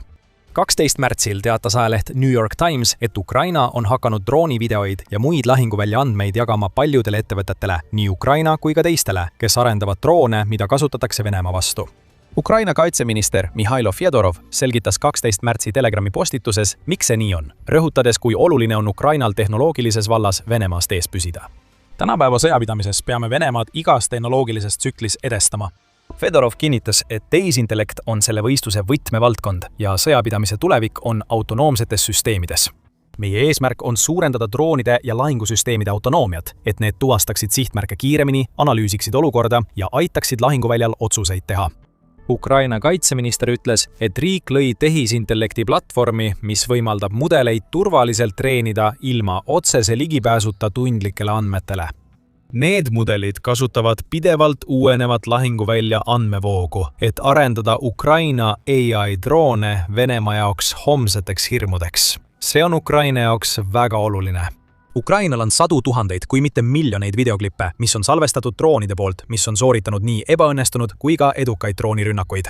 Klippidest saab infot Venemaa kaitse ja Ukraina lähenemisviiside kohta, aidates Ukrainal droonistrateegiat täiustada. See oli nii tõhus, et põhjustas Putinile suuri kulusid. Ainuüksi 24 tunni jooksul enne 18. märtsi kaotas ta 1710 sõdurit, teatas UKR. Muide, Ukraina ei ole selles ettevõtmises üksi. See võtab teekonnale kaasa mõned oma kõige olulisemad partnerid. Ukraina ja Suurbritannia arendavad uut tehisintellektil põhinevat sõjaaju, et tehnoloogiliselt Venemaad edestada, teatas 17. märtsil United 44 meedia. A1 sõjaaju toetab Telegrami postituses, mida äsja mainisime, kirjeldatud Fedorovi eesmärke, sest keskuse spetsialistid sisestavad lahinguandmeid masineedkeelitesse, et parandada droonide autonoomsust ja tõhusust. Näib, et tulekul on veelgi, sest Ukraina kavatseb luua tehisintellekti keskuste võrgustiku, mida ta kasutab oma suurtükiväe ja kaugmaarünnakute taktika ning eesliini droonide tegevuse suunamiseks. Kui kõik see ühendada kodumaise droonitööstusega, mille võimekus on toota aastas umbes 8 miljonit drooni, eeldusel, et rahastus on olemas, siis saab selgeks, miks Ukraina tapatsooni strateegia nii hästi töötab. Ukraina laiendab tsoone keskmaa ründedroonidega ja lisab droonidesse tehisintellekti, et ületada Venemaa elektroonilise sõjapidamise kaitset. Kuidas saavad sissetungijad üldse mingitki võimalust selle kõige vastu, rääkimata Vene sõjalistest sõlmpunktidest tagalas? Esimesed lõigatakse ära, sest teisi tabatakse ikka ja jälle. See on see, mida keskendumine innovatsioonile võib saavutada ja me hakkame juba tulemusi nägema.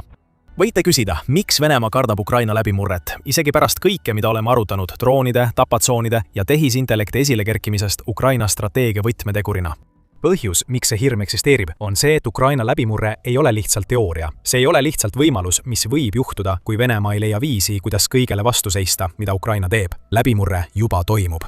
Alates veebruari algusest ja mitte juhuslikult umbes samal ajal, kui Venemaa ligipääs ebaseaduslikele Starlinki terminalidele katkestati, on Ukraina alustanud oma territooriumi lõunaosas ulatuslikku vastupealetungi. Ukraina president Volodõmõr Zelenski teatas 8. märtsil, et on vabastatud 435 ruutkilomeetrit ehk peaaegu 168 ruutmiili territooriumi ning see arv kasvab. Mõni päev varem teatas Kiievi Post, et Ukraina hiljutised edusammud on olnud nii ulatuslikud, et riik on esimest korda pärast 2023 aasta vastupealetungi saavutanud territooriumi netovõidu. Teisisõnu on Ukraina suutnud vabastada rohkem territooriumi, kui Venemaa on viimase kuu jooksul suutnud okupeerida. Need läbimurded toimuvad, sest Ukraina peab segama Venemaa kevad-suvise pealetungi plaane, mis paistab olevat suunatud Donetskile ja Zaporižale. Venemaa on selleks pealetungiks halvas seisus ja selles on ta ise süüdi. Miks? Vaadake video lõpuni ja saate teada. Aga praegu võime näha, et Ukraina on nuistmas. Pealetung, mis algas eesmärgiga takistada Venemaad oma täieliku kevad- ja suveplaani ellu viimas, pakub tegelikult palju rohkem kaitset. Venemaa nõrgad kaitseliinid langesid kiiresti Ukraina vastupealetungi all, näidates Putini imbumistrateegia ebaõnnestumist ja Ukraina droonide edukust infiltreerujate isoleerimisel. Ukraina jätkab oma tapatsoonide laiendamist, kusjuures vastupealetungi üldine mõte seisneb selles, et droonid sooritavad lööke Vene tagalas, samal ajal kui Ukraina maismaajõud liiguvad edasi. Ukraina hindab seni saavutatud ja küsib endalt, oleme palju tagasi saanud, kas suudame veelgi rohkem? Ukraina saab nüüd kaaluda veelgi suuremat läbimurret, sest Vene võit pole vältimatu. see ongi tekitanud Kremlis nii palju ärevust, eriti Venemaa sõjablogijate kogukonnas. Ukraina pealetung purustas hoolikalt üles ehitatud narratiivi ning nende tehnoloogiline ülekaal on võimaldanud vastupealetungil olla eelkäijaks sellele, et Ukraina hakkab ellu viima strateegiat, mis näib üha enam olevat sõda lõpetav ja seda veelgi laiemas ulatuses. See viib meid tagasi eelnevalt mainitu juurde. Ukraina on osavalt loonud praeguse lahinguvälja olukorra, kuid Venemaa on sellele palju kaasa aidanud. Putini jõhker suhtumine omaenda sõjaväkke nõrgestab Venemaad süstemaatiliselt selleni, et Ukraina vastupealetungid ja võimalik läbimurre tunduvad üha tõenäolisemad. Teame seda ÜRO inimõiguste ülemvoliniku büroo OHCHR märtsiraportist. Laseme raportil rääkida. Tunnistused näitavad, et sõjaväe ülemad kasutasid või lubasid meelevaldset vägivalda ning sundi karistusena sõdurite keeldumise eest sõjalistes operatsioonides osaleda. See tähendas peaaegu kindlat surma ning seda ka rindelt taganemise eest, isegi kui see oli õigustatud ligastuse, laskemoona või toidu ja vee puudumisega. ÜRO inimõiguste ülemvoliniku büroo OHCHR ütleb, et 85 Vene sõduriga läbi viidud intervjuudest 61 väidavad, et nad on oma teenistuse ajal Vene armees selliseid karistusmeetmeid pealt näinud. Igaüks, kes julgeb sõna võtta või arvab, et soomuseta miile pikkusesse surmatsooni sööstmine on halb mõte, võib oma ülemate poolt kohapeal maha lasta saada. Kui nad pääsevad tegelikust hukkamisest, võivad nad sattuda lavastatud hukkamise ohvriks või neile võidakse tekitada vigastusi, mis ulatuvad rasketest peksmistest kuni jalgade või nende ümbruse tulistamiseni. Sellest teada saades muutub ebainimlik kohtlemine õõvastavalt keskaegseks. Sõdur teatas ÜRO inimõiguste ülemvoliniku büroole, et komandör jättis läbi pekstud sõduri surnukeha hoone sissepääsu juurde. Vägivaldne visuaalne meeldetuletus, mis juhtub, kui Vene sõdur keeldub Putini käskudest. Ukraina sõjaväeluure teatas samast, kirjutas United24 Media 17. märtsi artiklis. Ainult et seekord rakendati Venemaa komandöride jõhkrat lähenemist elavatele sõduritele hoopis sõjas hukkunutele. Ukraina pealuureameti järgi käsevad Vene komandörid alluvatel hukkunud kaaslaste pead maha raiuda, et tuvastada hukkunuid väänatud meetodil. Samuti kogutakse isikut tõendavaid dokumente, mis tekitab küsimuse, miks komandörid sellise põlguse avalduse oma surnute suhtes üldse teevad. Ainus seletus näib olevat, et pead on lihtsam kanda kui kogu keha. See ütleb palju Putini armee teenimise kohta. Sõdureid, kes keelduvad kauriliaks saamast, pekstakse või tapetakse. Need, kes siiski edasi tungivad ja surevad, nagu Ukraina surmatsoonides on peaaegu vältimatu, leiavad, et nende surnukehi rüvetavad nende enda kaaslased. See on enesetapjaliku ulatusega barbaarsus. Ja see kõik toimub ajal, mil Ukraina tehnoloogilised edusammud, suurepärane strateegia ja peatamatu vastupealetung on viinud selle läbimurde lävele. Kremlis peaksid häirekellad kindlasti lööma. Venemaa tapab omaenda inimesi sama tõhusalt, nagu Ukraina põhjustab kaotusi. Ja see jõhker lähenemine sõjapidamisele pöördub nüüd Putini enda vastu, kui ta näeb, kuidas Vene rindejooned kokku varisevad. Kõige selle toimumise ajal on Ukraina keskendunud ka Venemaa sisemusse laastavate löökide andmisele kogu veebruari jooksul, mis halvavad Vene sõjamasinat. Venemaa kulutas aastaid oma sõjalise infrastruktuuri ülesehitamisele, kuid 3 rünnakuga hävitas Ukraina selle kõik hetkega, kasutades kolmikrünnakut, milles kasutati relvi USA-st, Ühendkuningriigist ja omaenda kaugmaa relvastusest. See oli tohutu rünnakute seeria. Rekordarv Vene relvi on hävitatud ja Putin ei saa neid enam tagasi. Ukraina sõnul juhtuks see tihedamini, kui liitlased neid veidi aitaksid. Kõigepealt käsitleme rünnakuid, siis selgitame, mis võiks Kiievit aidata tulevikus rohkem rekordeid purustada. 9. märtsil avaldas Kiievi Post põhjaliku raporti 3 järjestikusest löögist, mille Ukraina Venemaale andis alates 6. märtsist kuni 8. märtsini. 3 järjestikust lööki, mis kõik olid suunatud Venemaa poolt okupeeritud Ukraina aladele rajatud rajatiste vastu, lõhkusid täielikult Venemaa kaugmaa droonide strateegia, hävitades kohad, mis on Putini jaoks hädavajalikud Shahed-tüüpi ründedroonide kasutamisel. See oli olukord, kus Ukraina otsustas tabada vibukütti, mitte nooli, ehk nad otsustasid droonid hävitada nende allikas, mitte püüda neid kinni pärast seda, kui Venemaa oli neid juba välja saatnud.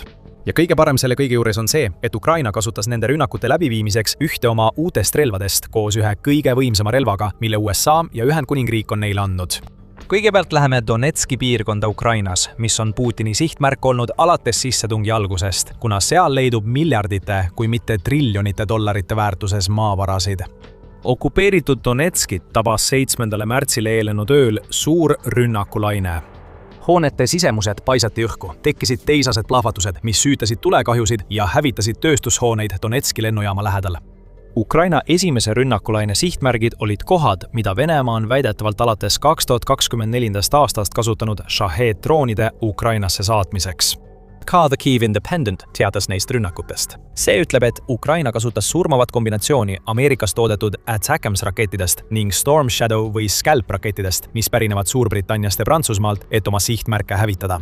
ATACMS ja Scalp raketid tabasid täna Donetski lennujaama lähedal objekti, kus vaenlane hoidis, valmistas ette ja lasi välja Shahed-tüüpi ründedroone, teatas Ukraina kindralstaap Telegramis. Rünnaku viisid läbi maaväe raketi- ja suurtükiväe üksused koos õhuväelennukitega. Postitusega oli kaasas video, mis näis olevat filmitud luuredrooni poolt ja mis salvestas nende läänerelvade meeletuid tabamusi. Tulistatakse, raketid tabavad. Sihtmärkidest jäävad alles vaid rusud ja must suits tõuseb taevasse. Hiljem avaldati veel fotosid Donetski lennujaama hävitatud hoonetest ja suitsust, mis tõuseb päeval taevasse. See näitab, et Venemaal polnud vastust Ukraina tegevusele. Nende õhutõrje suudeti hõlpsasti läbistada, võimaldades Ukrainal hävitada stardiplatsi, mida Venemaa on kasutanud omaenda droonirünnakute korraldamiseks Ukraina territooriumi vastu. Ärge alahinnake nende rünnakute mõju Ukraina kaitsevõimele Venemaa vastu. United24 meedia teatas 2. märtsil, et Venemaa kasutas veebruaris Ukraina vastu 5059 kaugmaadrooni, mis on 13% rohkem kui jaanuaris. Business Insider teatas 10. märtsil, et Zelenski sõnul on Ukraina pidanud toime tulema enam kui 57 000 Shahedi või Shahedi tüüpi drooniga, mida Venemaa on sõja algusest linna, taristu ja vägede pihta kasutanud. See tähendab keskmiselt üle 1187 drooni kuus, kuid alates 2025 aasta keskpaigast on Venemaa droonirünnakud märgatavalt sagenenud. Nende numbrite põhjal on selge, milline oli Ukraina plaan oma esimeses Donetski rünnakus. Kui sa hävitad stardiplatsi, vähendad Venemaa võimet Shahidi droone välja lasta. Storm Shadow ja ATACMS-i rakettide kasutamine tähendab ka seda, et löök oli nii ränk, et Venemaa ei paranda oma objekte niipea. See ei tähenda, et Shahidi droonid oleks Venemaale kasutud. See tähendab, et Putini väed kaotasid stardiplatsi, mis oli Venemaa sihtmärkidele lähemal kui enamik teisi nende käsutuses olevaid platse. Tulevikus suureneb Shahidi droonide hävimise võimalus, kuna nad peavad läbima pikemaid vahemaid enne sihtmärgini jõudmist.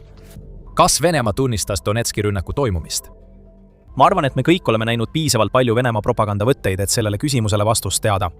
Venemaa kaitseministeerium ei maininud sõnagi sellest, et kõik nende Shahedi stardipaigad Donetskis olid leekides, kuigi selle kohta, mida Ukraina korda saatis, olid olemas selged tõendid. Mida ministeerium küll mainis, oli see, et nende väitel tulistas Vene õhutõrje samal ööl, kui toimus Donetski rünnak, mitmes Venemaa piirkonnas alla 132 Ukraina drooni. Samara, Volgograd ja Saratov on Donetskist liiga kaugel, et Venemaa saaks kasutada tavapärast droonirusude ettekäänet. See poleks nagunii toiminud. Storm Shadow ja ATACMS-i raketid tekitavad palju suuremaid kraatreid kui Ukraina droonid. Kui Venemaa ei saa tavapärast ettekäänet kasutada, siis ta lihtsalt teeskleb, et midagi pole juhtunud. Putin on nagu Jaana lind, kes peidab pea liiva alla, kui sabasuled põlevad, ja Ukraina polnud Donetskis veel ei tema ega tema vägedega lõpetanud.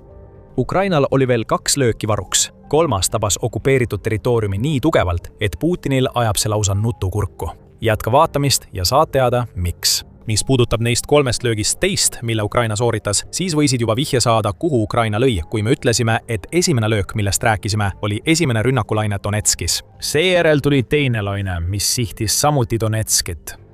Teine laine, mille Ukraina alustas 8. märtsil, sisaldas uut kodumaist relva, mis loodi selliste rünnakute jaoks. Pelikaan lendas ja tekitas kaose Tokmasi tehases okupeeritud Donetskis. Tehas lääne pool lennujaamast, mille Ukraina mõni tund varem lääne rakettidega purustas, sai varahommikul tabamuse. Hävitati ka hooldus- ja materjalide ladustamisrajatised, mida Putini väed kasutasid Shahedi stardiplatsi toetuseks. Tekitati veelgi rohkem kahju. Varased kaadrid linna kesk- ja põhjaosast näitasid, kuidas tööstuspiirkonnas tõusis 100 meetreid kõrgele must suits, teatab Kiievi Post. Lisaks märgivad sündmuskoha lähedal viibinud pealtnägijad, et nad kuulsid 2 võimsat plahvatust, mis näitab, kui võimas pidi olema relv, mida Ukraina kasutas. See polnud tavaline kaugmaa droonirünnak, mida Ukraina on varem Venemaal okupeeritud aladel korraldanud. relv, mida Ukraina kasutas Tokmaši hävitamiseks, oli piisavalt võimas, et põhjustada tohutu tulekahju rajatises, mida Kiievi Posti andmetel väidetavalt kasutati Shahedi droonide hoidmiseks. Ja Ukraina ei olnud selle teise rünnakute vooruga veel lõpetanud. 8. märtsil järgnes sellele teine rünnak Tokmašile, nii-öelda topeltlöök, mis oli nii võimas, et põhjustas esmase löögi järel ka teiseseid plahvatusi. Kiievi Post teatas, et kohaliku elaniku video näitab 3-korruselist tööstushoonet, mille keskosa rünnak hävitas. Lagunev fassaad, rusud ja maha kukkunud praht viitasid võimsale plahvatusele, mille ei põhjustanud droon.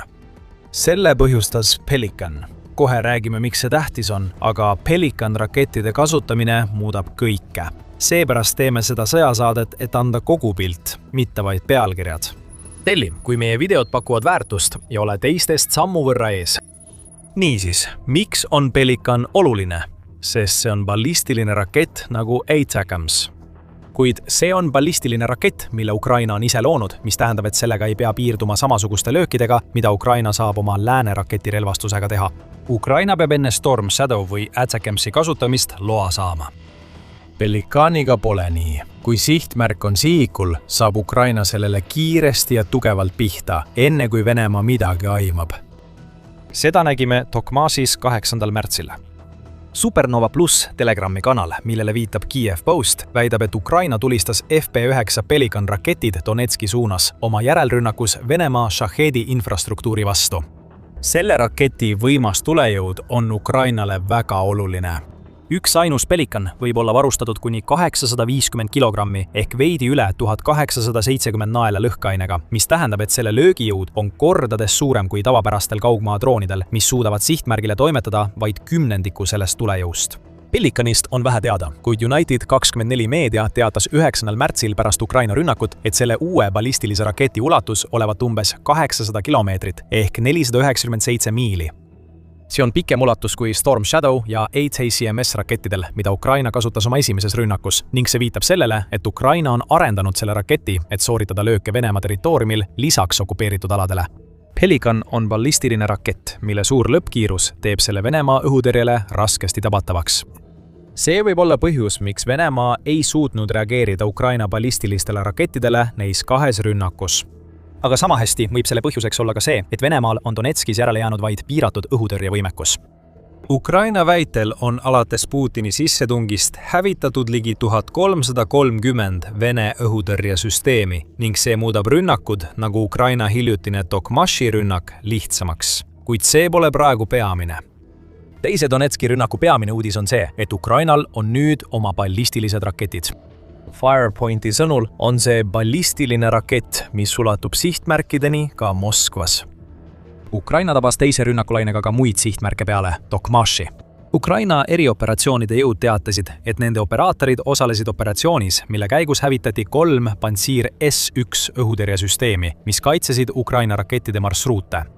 Kohe jõuame 3 kombinatsiooni knockout-löögini. Enne edasiminekut, kas keegi arvab, kuidas Venemaa tunnistas Ukraina teist Shahedi rajatiste rünnakut vähem kui 24 tunni jooksul? Kui sa vastasid, et ei tunnistanudki, siis tubli. Venemaa kaitseministeerium väitis, et tulistas vähemalt 114 Ukraina drooni alla Donetski, Krimmi, Volgogradi, Kaluga ja Krasnodari kohal. Venemaa väidab, et hävitas Ukraina lennukeid rünnakute ajal, kuid sõltumatu kinnitust sellele pole. Venemaa tõenäoliselt lennukeid ei tabanud. Venemaa oli Shahedi põlevate rusudega liiga hõivatud, et seda teha. See viib meid Ukraina rünnakute 3. osani.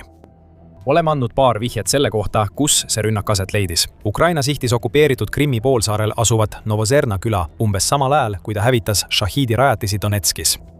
Seekord tabas Ukraina mereväebaasi Novozerna küla lähedal, kus hävitati relvastatud patrullpaat. See on järjekordne hoop vaevlevatele Musta mere laevastikule, mis pole suutnud kontrollida merd, mille järgi laevastik oma nime on saanud.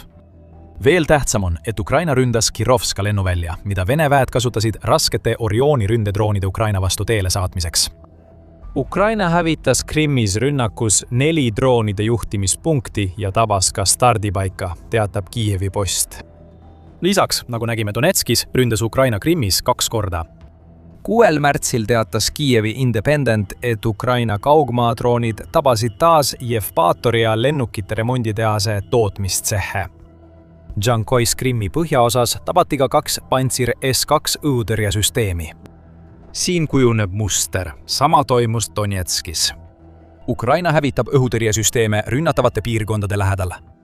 Kui süsteemid on rivist väljas ja Ukraina jaoks turvalised õhukoridorid loodud, hakkavad lendama raketid ja droonid. Tundub, et just see lähenemine võimaldas viimaste päevade 3 Ukraina rünnakut. Ja iga kord maksab Ukraina Venemaale miljoneid dollareid õhutõrjesüsteemide näol, et seejärel jätkata rünnakutega, mis halvavad Venemaa kaugmaa strateegia. Shahedi ja Orioni droonid ei lenda enam, kuna nende stardikohad on hävitatud. See tähendab, et Ukraina kaitsjatel on vähem survet ja nad saavad keskenduda Venemaa sõduritele maapinnal. Juba see on piisav põhjus, miks Ukraina need 3 lööki endis. Kõik, mis vähendab Putini vägede drooniohtu, on Ukrainale kasulik. Vähemalt ühe Ukraina enda ballistilise raketiga sooritatud löök näitab, et riik valmistub iseseisvaks kaugmaa strateegiaks, mis võimaldab tal Venemaad rängemalt tabada kui kunagi varem. Aga Ukraina hiljutise kübaratriki juures on veel midagi huvitavat. See puudutab lääne rakette, mida Ukraina kasutas, kirjutab Kiievi Post. Teatatakse, et ATACMS-i ja Storm Shadowga rünnak oli esimene kord, kui Ukraina sõjavägi väitis, et kasutas Briti Storm Shadowsid ja USA ATACMS-e keerulises rünnakus. Ukraina on neid relli varem kasutanud sihtmärkide vastu eraldi, mitte koos. Kuid seekord kasutas Ukraina oma lääne rakette koos kaugmaadroonidega keerukamas rünnakutüübis, mis matkib seda, mida Venemaa üritab saavutada oma kombineeritud Shahedi ja raketirünnakutega. Võib-olla räägib Venemaa kaitseministeerium tõtt sadade droonide allatulistamise kohta, samal ajal kui Ukraina raketid jõudsid sihtmärkideni. Need droonid võidi saata just selle eesmärgiga, et segadusse ajada Venemaa alles jäänud õhutõrjet, sundides tähelepanu pöörama mujale kui võimsate rakettide trajektoorile, mis liikusid okupeeritud Donetski ja Krimmi võtmekohtade suunas, kuid see on vaid spekulatsioon. Putin ja tema kaaslased küsivad kindlasti, kuidas see juhtus ja miks Venemaa ei suutnud peatada ühtegi Ukraina raketti. Mis puudutab Ukraina tulevikku, siis te võite mäletada, et me lubasime selgitada, mida Ukraina arvab, et tal on vaja, et tulevikus oma kaugmaa rünnakutega veelgi rohkem rekordeid purustada. Ukraina on seda korduvalt väljendanud. Rohkem lääne rakette lubab hävitada rohkem Venemaa tähtsaid sõlmpunkte. Ukraina tegevus 6. kuni 8. märtsil on vaid väike näide valust, mida ta suudaks Putinile ja tema sõjaväele tekitada ilma piiranguteta. Kui Ukraina saaks rohkem rakette ja piirangud lääne relvade kasutamisele kaotataks, muudaks see Storm Shadow ja ATACMS raketid kahju tekitajatest tõelisteks mängumuutjateks. Kahjuks lääs endiselt kõhkleb. Hoolimata palvetest, mis on esitatud sellistele riikidele nagu USA, Ühendkuningriik, Prantsusmaa ja isegi Saksamaa, riikidele, kes on andnud Ukrainale rakette, mida kasutati vähemalt ühes meie käsitletud rünnakus, on nad ettevaatlikud veelgi kaugemale minemisel. Nad ei taha Venemaaga pingeid suurendada, seetõttu ei anna nad Ukrainale nii palju rakette, et tekitada senisest suuremat kahju. See on Ukrainale raske pill alla neelata. Ukraina jätkab surve avaldamist ja arendab Pelikaani ning teisi kaugmaarelvad, et kompenseerida seda, mida osa riigis peab lääne lojuks toetuseks. Ukraina mõtleb laienemisele, kirjutab David Kiritšenko 10. märtsi Forbesi artiklis. Just Ukraina kaugrünnakute laienemist hakkamegi nägema, mida sügavamale 2026. aastasse liigume. Kiritšenko toob välja, et oleme juba näinud, kuidas Ukraina on sel aastal rünnanud Venemaad kuni 1300 kilomeetri ehk peaaegu 807 miili kaugusele. Ta lisab, et Ukraina ründab nüüd Venemaad üha sügavamal tema enda territooriumil, kasutades võimsamaid relvi kui kaugründedroonid, mida ta varem kasutas. Kodumaine raketitööstus on saanud miljoneid dollareid investeeringuid ja loonud relvi nagu Pelikan, mis äsja Venemaad räsis. Veel on tulemas. Kas see toob Ukraina lootuse kohaselt kaasa rohkem lääne rakette või mitte, igatahes on Putin nüüd hoiatatud. Kõik, mis Venemaal on ja mis asub 1000 miili raadiuses Ukrainast, on muutunud sihtmärgiks. Sel korral sihiti Shahedi rajatisi Vene poolt okupeeritud Ukrainas. Järgmisel korral võivad Ukraina kodumaised ballistilised raketid ja drooni-tiibraketi hübriidid sihtida suuremat saaki Venemaal. Putin ja Kremli kaaslased on üle 4 aasta lootnud Venemaa inimressursside ülekaalule, et Ukrainas edu saavutada. See on inimese vastu inimese võitlus, arutleb Venemaa, ja Putinil on veel küllalt inimesi lihaveskisse saata. Aga Ukraina on sõja pea peale pööranud. Peagi võivad inimestega liituda tehisintellektiga humanoidrobotid, mis näevad välja ja käituvad nagu inimsõdurid, kuid on siiski ebainimlikud. Venemaa väidab, et robotsõdureid ei tohiks sõjas kasutada, kuid Ukraina kasutab neid, sest tal pole muud valikut, kui ta tahab Putini märatsemise täielikult peatada. 2026 aasta veebruaris saatis Ameerika ettevõte Foundation Ukrainale üllatava tarnet. See oli 2 relva, mis erinesid kõigist Ukraina varasematest Venemaa vastu kasutatud relvadest. Foundation ei saatnud droone, rakette ega vintpüsse, millega Ukraina sõdurid saaksid Putini vägesid peatada. Saadetiseks olid paar humanoidrobotit nimega Phantom Mark I, mida organisatsioon tahab, et Ukraina testiks rindel Venemaa vastu. Phantom Mark I on loomulik jätk automatiseeritud seale Ukrainas. Kaasasutaja Mike LeBlanc peab seda muljetavaldavaks ja hirmutavaks. See meenutab ähmaselt inimest, ainult et on täiesti musta värvi. See on robot, mis kõnnib nii, nagu sa ootaksid, et robot kõnnib. Ja arenduse käigus saab ta olema võimeline tegema kõike, mida inimsõdur suudab. Tehisintellekti toel võib Phantom Mark I õppida kõike, mida on Ukraina lahinguväljal õppinud igaüks, alates kõige värskemast uustulnukast kuni kõige spetsialiseerunuma sõdurini. Kui robot töötab ootuspäraselt, võib see lahendada Ukrainat alates Putini sissetungist vaevanud suure probleemi. Sellest probleemist räägime hiljem. Kõigepealt kujutage end Vene sõdurina. Nagu paljud tuhanded enne sind ja veel rohkemad, kes pärast sind tulevad, on sulle antud käsk marssida läbi ühe Ukraina loodud tohutu üle 15 miili pikkuse tapatsooni. Enamik ei pääse eluga, kuid sul on plaan. Kasutad silmi, kõrvu ja igat katet, et läbi pääseda. Liigud aeglaselt, vahel tunde peidus, oodates droonide sumina vaibumist. Iga päev liigud sa sentimeeter haaval edasi, vältides samal ajal Ukraina lendavaid surmatoojaid, kuni lõpuks jõuad oma sihtmärgini.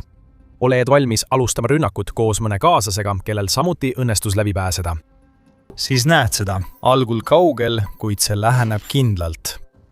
Lased enne varjumist paar lasku. Piiludes näed, et see liigub endiselt, nüüd juba lähemal.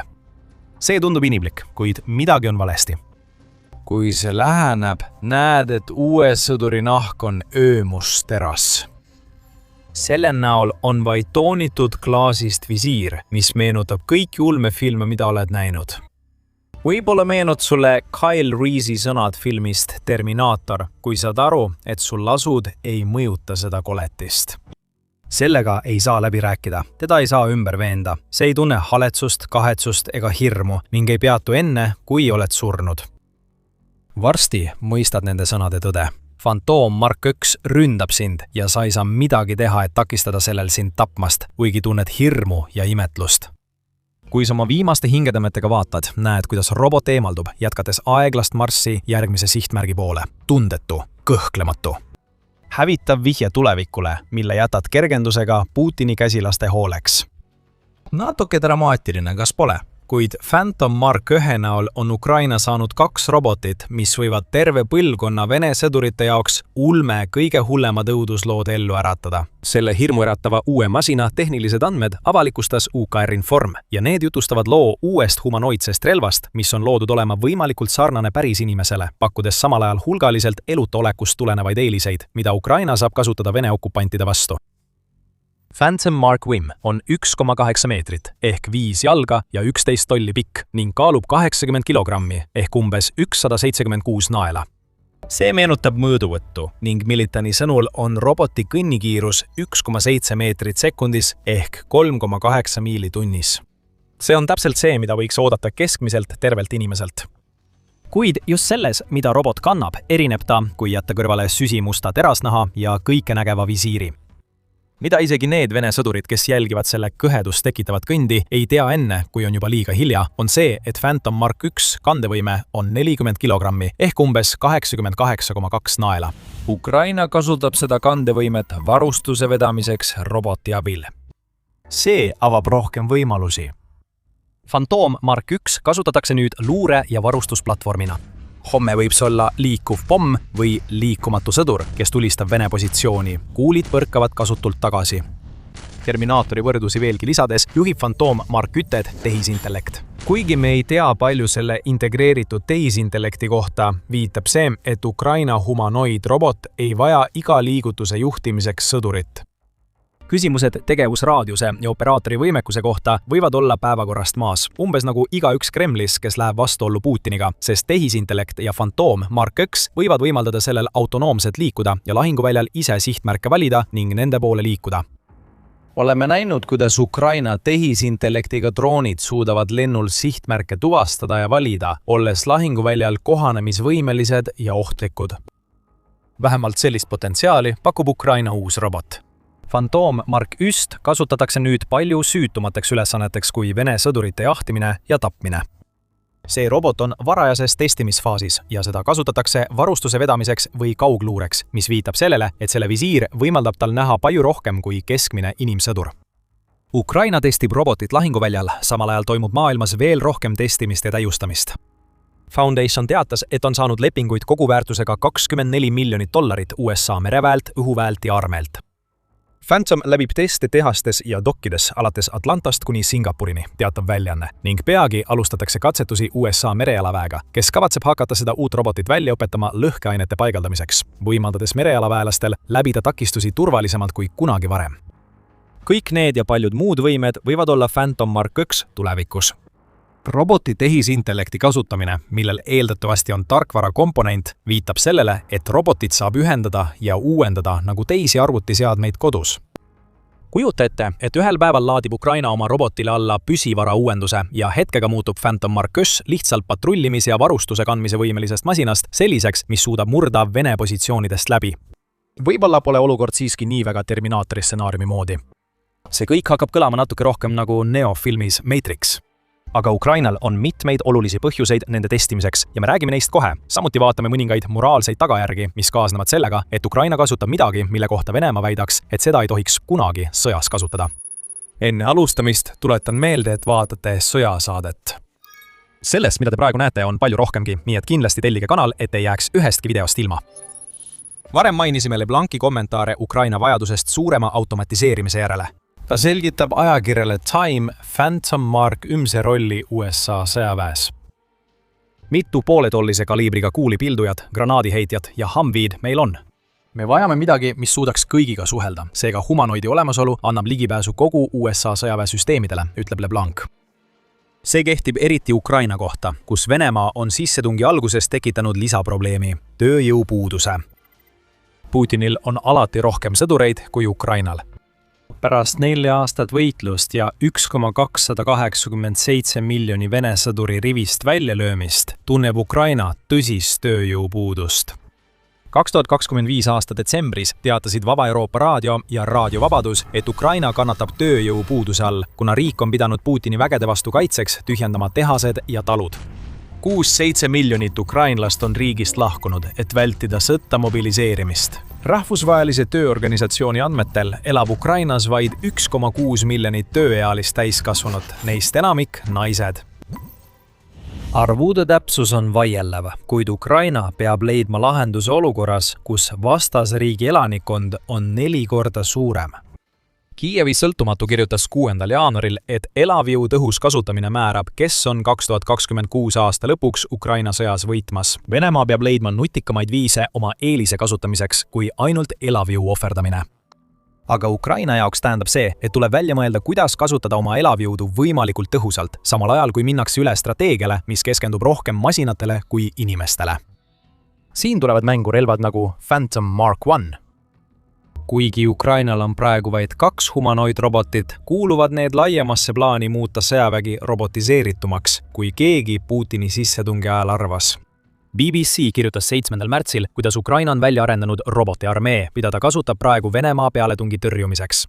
Luure ja FPV droonid patrullivad tapmistsone, otsides lakkamatult uusi Putini vägesid.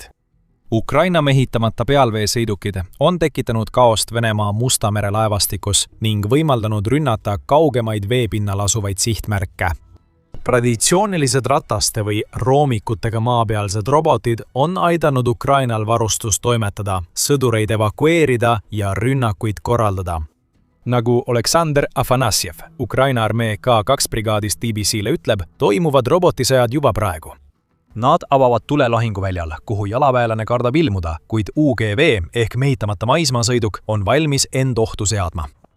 Phantom Mark 1 on inimese kujuga UGV, mis võib lahendada probleemi, millele Atlandi nõukogu sõnul ei leia lahendust isegi robotarmee. Droonid ei saa jalaväge asendada, ütles nõukogu 8. jaanuari artiklis. Ja seda hoolimata paljudest eelistest, mida need pakuvad inimjõu säilitamisel.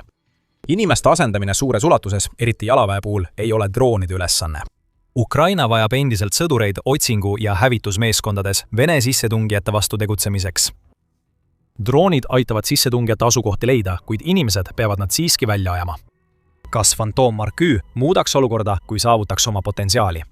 see on veel näha, kuid kindel on, et see lisab nüüd ja tulevikus robotarmeele uue elemendi ning aitab Ukrainal oma inimvägesid tõhusamalt kasutada, hoolimata väidetavast võimetusest territooriumi hõivata ja kaitsta. 13. märtsil teatas United24 Media, et Ukraina mehitamata maismaasõidukid teevad üle 7000 missiooni kuus, saavutades selle juba jaanuaris.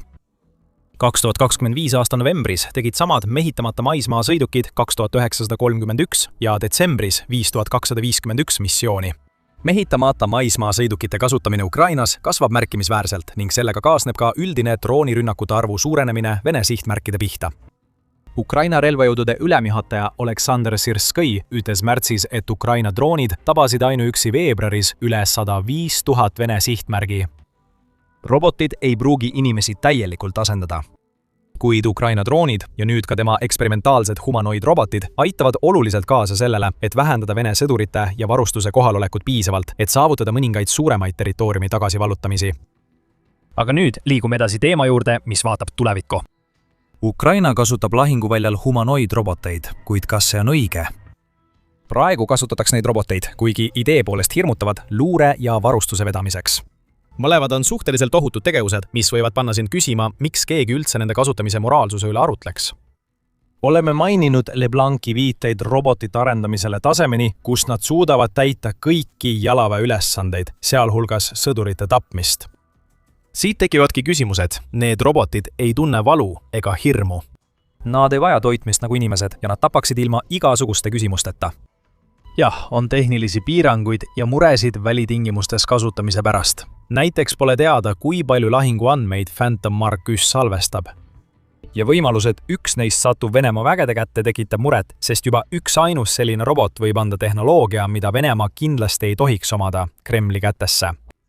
Need on praktilised, mitte moraalsed mured, mida saaks lahendada tapmislilitiga, mida saab aktiveerida, kui Phantom Mark 1 on kompromiteeritud.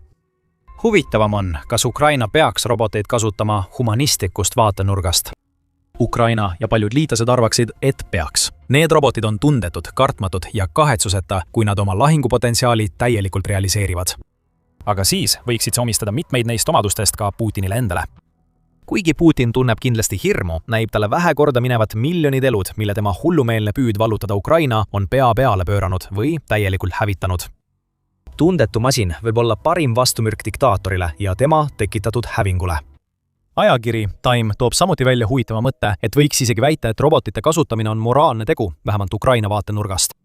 Alternatiiv on traumeerida terve põlvkond, kellest osa on alles hilises teismeas, allutades nad Putini sissetungi põhjustatud õudustele kogu eluks.